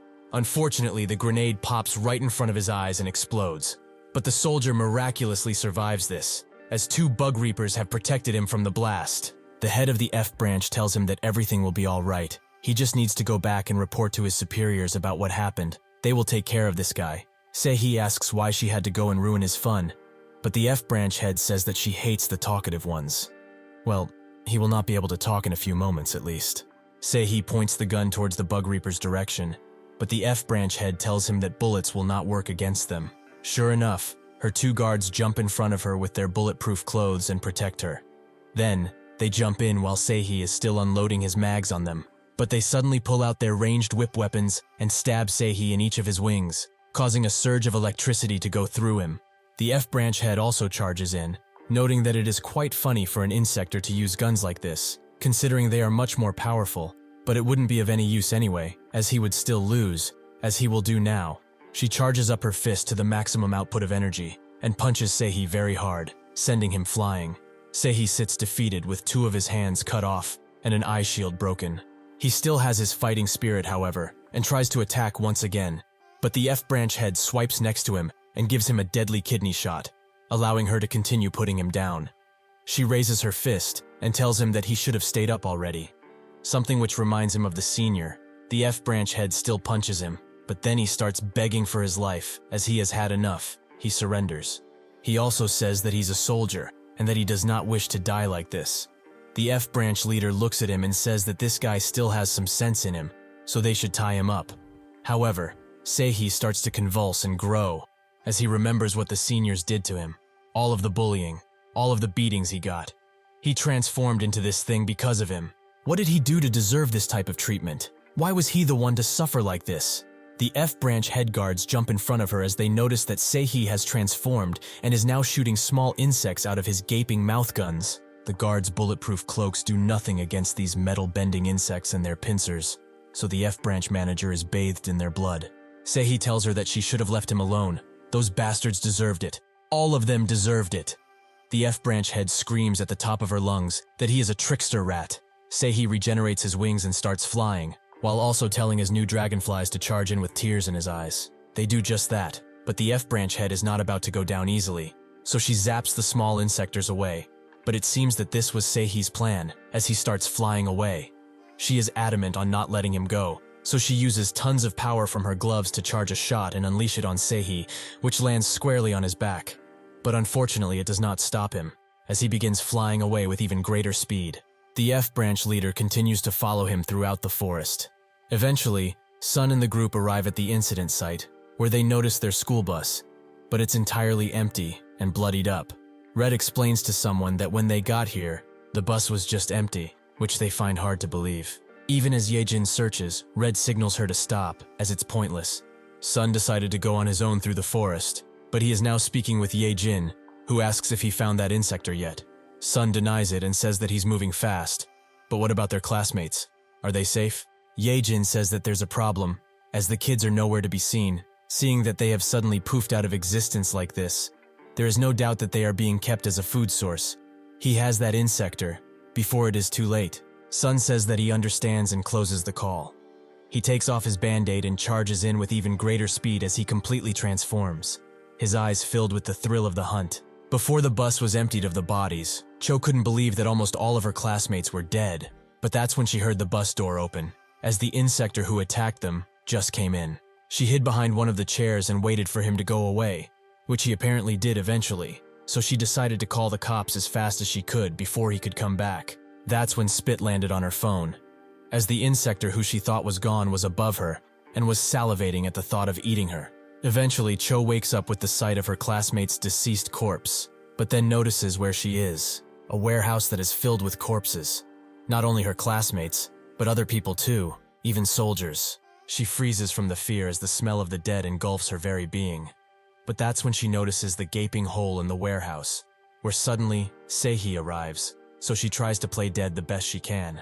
He starts to mumble about orders and a bunch of other military keywords, but none of it really makes sense, until he finally makes it to a corpse, as his stomach is empty, and he must fill it. Cho finally understands what he's doing behind her, and she closes her eyes as he starts to eat the corpse's flesh in a medley of disgusting sounds, something which fills him with excitement and joy, so he starts eating even faster and bites even bigger. He rises in his new form, a red dragonfly, that seems much more powerful than his green version.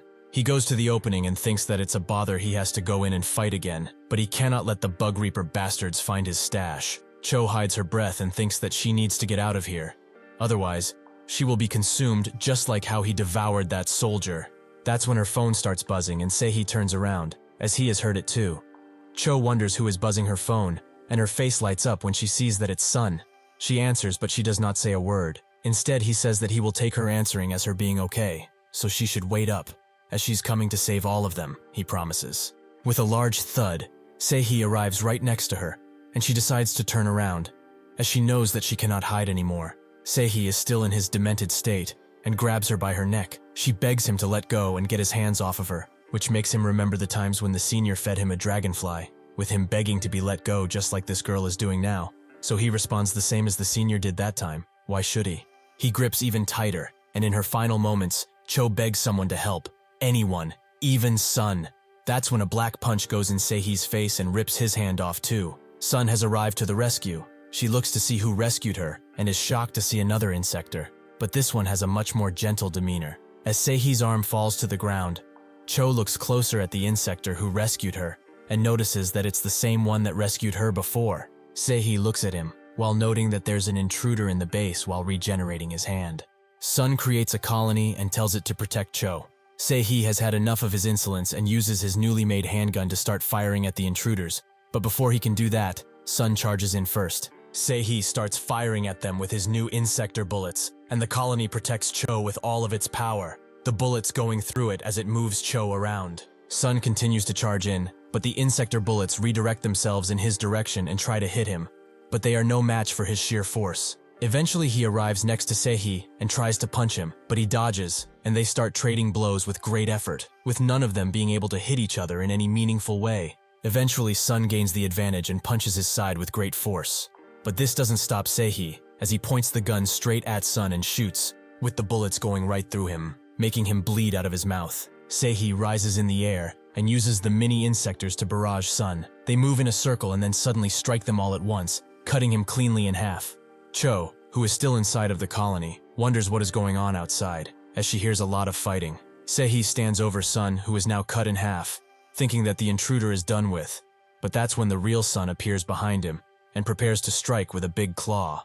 He succeeds and sends Seihi through the wall with the force of the attack, but he gets up on his feet quick, and as Sun comes for him, he starts shooting again, this time with Sun being able to defend himself from the bullets. This was just a ruse, however, as the real attack comes from behind, with tons of ants clustering up on Seihi, engulfing him entirely. After the attack is done, Sun goes to check on the body, but only finds one small wing and a leg, as Seihi is running away, with Cho in tow. She tells him to let go, but he obviously will not listen to her. Sun charges in to rescue her, but Seihi flies even faster away. Sun calls back his colony and calls it an idiot before telling it to come back, as they have to catch that insector no matter what happens. The colony transforms itself into wings that attach on Sun's back, allowing him to give chase to Seihi. Before she can even react, Seihi throws her away and tries to snipe her from the air, but Sun catches her and runs away from the gigantic bullet that is now following them. But fortunately, the F-branch head arrives just in time and takes down Seihi with an extreme amount of power that is surging through her gloves,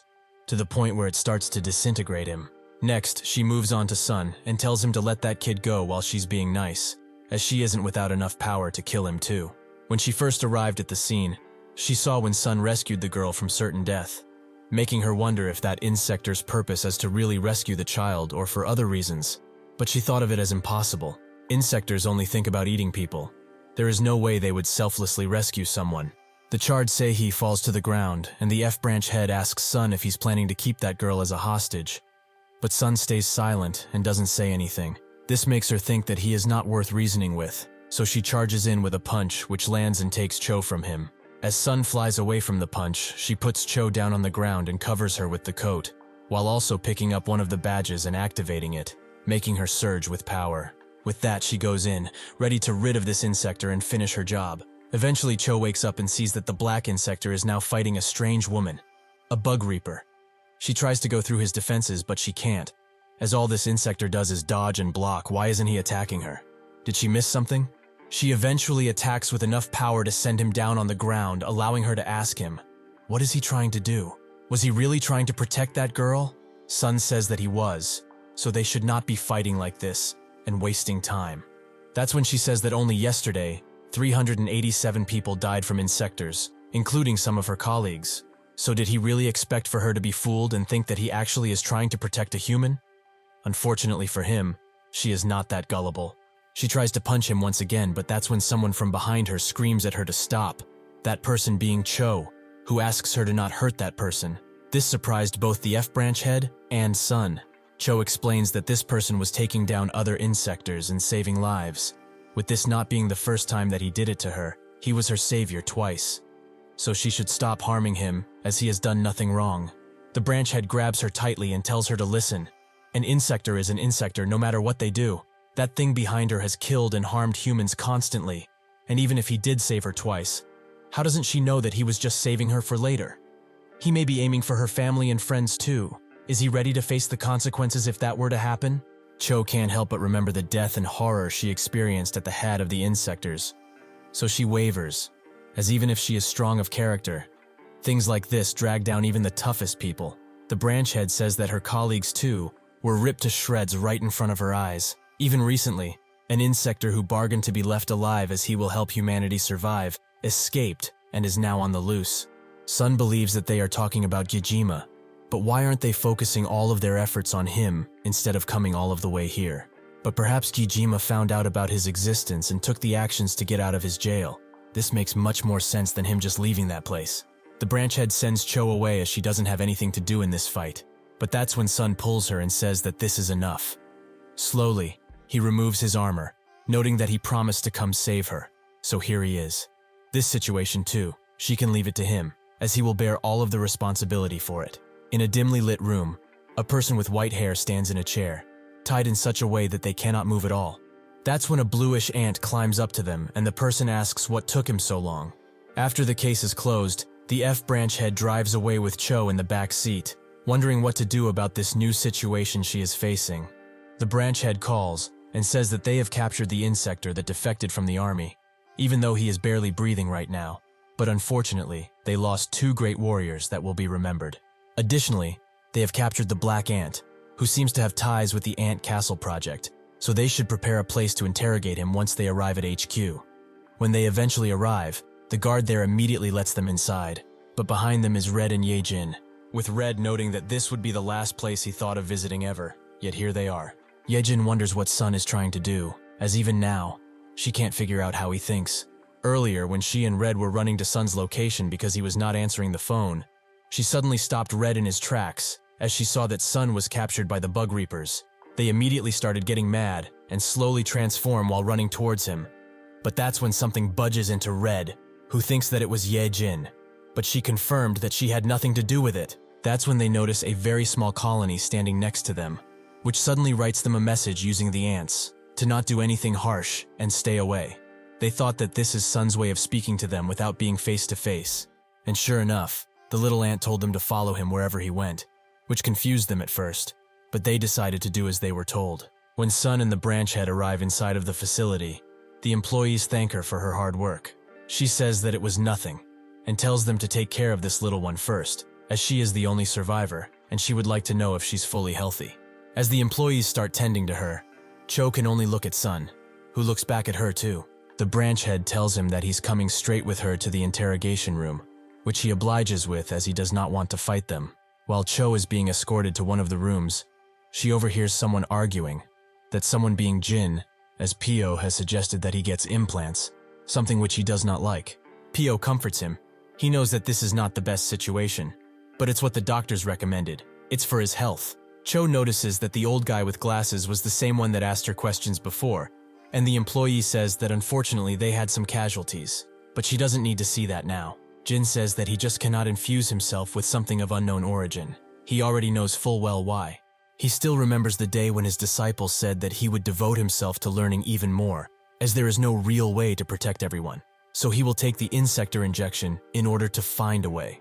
He told him at the time to stop, as it would change him more than he thinks, but he did not listen to him, not a word. Even if taking the injection and the implants is the right course of action, relying on other powers than that of his own is trampling on his beliefs, so he refuses. Pio asks if he's really going to fight like this to the end, which Jin confirms. Pio expected this, but even if he is like this with only one leg and arm, he can still be classified as the strongest bug reaper there is. Jin smiles and says that this is only natural. A guy like him can be much more helpful in terms of power, but these disabilities will not impede him from using that power for the greater good. Suddenly Pio gets a call that when he answers, his eyes widen with shock. He immediately rushes out of the room and says that there is something he must attend to, and when he arrives, he looks straight at Sun, who looks back at him. The F-branch head asks if he's doing well, as he was pretty injured when he came back. Pio says that he is fine. He came straight here when he heard what she said, but is this kid really the one? The F-branch head confirms that it's true. He said that he knows the purpose of Gijima, so he shouldn't be underestimated. Additionally, he is the #1 result of the Ant Castle project, the one that he has been researching all of this time. The three of them go into an interrogation room, with a lot of researchers sitting behind the screen to eagerly hear what they have to say. Pio looks at Sun and thinks that previously, he thought that the #1 subject was the woman, but in reality, it was referring to this boy? For now, they can put that aside, as it's time to ask him some questions. Sun says that Yajima, the self-proclaimed majesty of the insectors, already knows that he is a product of this experiment, making Pio wonder if he is one of his soldiers or something. Sun denies that completely. He may not have a good memory of his childhood, but he knows exactly what type of creature Jijima is, and he does not want to be like him. He is the second project, a hybrid creature that combined the strongest insector genes and the Ant Castle project, a true force of nature, someone that should not be trifled with. Pio wonders how he knows about all of this, and if he is actually a reliable source of information considering he lost his memory. Sun continues, saying that Jijima is the vessel that will hold everything together, be it insectors or humans. Also his brother is the same. The others did not expect for him to have a brother, and this gets the other researchers talking. Pio notes that he said previously that he knows his whereabouts, so can he direct them there? Sun says that he already called someone over who is managing all of this stuff, something which confuses Pio. At the entrance of the room, a tall man arrives and tells the guards that they are here to meet with Sun. The researchers are also made to stop the interrogation, with Pio asking what for, as they are not done yet. All of the researchers stand up together and bow down to the boss, who at first seems to be this tall and elderly man. But then he tells the real boss that now she can come in, that person being Sun Grandma. She tells them to stop staring around like there's something to see. She is just a grandma who came to visit her grandson. This woman, Jium, is the founder of the Bug Reapers. The different researchers are amazed to see the founder in this place, with some of them not even seeing her ever before. The senior researcher bows down to her and asks how she's been doing. She says that since she left things with them, she's been able to live a comfortable and easy life. But how are they doing these days? Everything good. He confirms everything is fine, but he hears that she is here to see who they have captured, an insector that could shed light on some things. She says that she doesn't care about that. She is here to see her grandchild. The researchers are stumped for a moment, but then they all scream out in surprise, as they did not expect her to say something like that. Pio and the branch head wonder what is going on, and in a panic the researchers tell them to let go of that boy now. Before they can do so, Sun is already out of his restraints, something he was able to do the moment they put them on him. He asks the branch head if he can help him with these, which she agrees, but she shouldn't try anything while he is free, as she can still take him down. Sun tells her to relax, as just doesn't want to make his grandma sad. Eventually she arrives in the interrogation room and is very glad to see him, with Sun smiling and crouching down to her level, asking if she's been well. She asks if he has eaten anything yet, and Pio wonders what is going on. If he is her grandson, does that mean the founder also knows about this project? Just how much involvement does she have in it? He also greets her and she greets him back, but suggests that they go somewhere else and eat while she explains, since this room will just ruin the atmosphere. They go to a dining hall and the grandma plates up a table, telling them to enjoy what she cooked, and also inviting her assistant to it. With that, they all begin gulping down the food that she cooked in every way possible. After they are done, the grandma says that she owes them some explanations. But first things first, she will tell them about how the bug reapers came to be. About 18 years ago, the summer was pretty hot, and the cicadas were buzzing louder than usual, and she was the owner of a pretty renowned company. Her assistant was still with her even then, who wanted to give her some reports, but she told him to wait, as she was talking with her son. Her son was a police officer, who was now talking with her about the food that she keeps sending, which he is thankful for, as he can survive off of it. He also gave some to his friends, which they thoroughly enjoyed. She was glad to hear that and asked how his duties are going nowadays. He explained that soon he will get promoted. Soon he will be like his father. She congratulated him for this and was happy for him. But he should take care of his body too, right? He agreed and said that he will. But that's when another officer screamed at him from HQ and told him to quickly get on duty, as there is a reported murder case that just came to their doorstep. He apologized to his mother and closed the call, with her thinking that the signal just cut off. The assistant told her that thanks to him, she will feel comfortable on the streets. But she says that she would rather have him take over her business instead of becoming a cop like his father. The assistant noted that it meant that he just respects his father a lot. It only shows how well he was raised. She told him to stop or she would blush. But shortly afterwards, they got back to work, talking about their overseas exports and relations with other businesses that were sure to bring in more money at the end of the year. The cicadas suddenly became silent as they started to shed their old skin and become anew. When her son got to the murder scene, the perpetrator was also there. But it wasn't any normal criminal. It was the first of the insectors, a being that defied all logic. Because of how much he consumed, just like the cicadas, he shed his old skin and shines more beautifully. The only difference was that this one evolved through the blood of others. Her son tried to defend himself, but he could not win against the thing. So he lost his life, letting the insector roam free. When she heard about it, she was destroyed. She didn't even know what to live for anymore, as he left just like his father did. They heard from the man who did the autopsy that the wounds he had couldn't have been man-made. No, these wounds, the way they were made, were from a beast that defies all logic. She cried as much as she could, but those tears eventually turned into anger and sorrow. When they got back to the office, she promised to find the bastard who killed her son, no matter what. That's when an opportunity came to her doorstep, with two people who were informed about this. The assistant told her that they have guests, with her denying them entry at first, but that's when he said that they have information about her son and his death. With that, they were led inside and explained to her that the things that killed her son were bugs. The man showed her real pictures, while explaining that their objective is to take down these things that they call insectors, bugs that hunt humans. The man introduced himself as Gashi Chiel, the mastermind behind the Insector Resistance Project. He came to her doorstep with the hopes that she would support their project, as they don't want others to suffer the same fate that her son did, and he is sure that she also doesn't want that. All they want from her is support on the Ant Castle project they are conducting.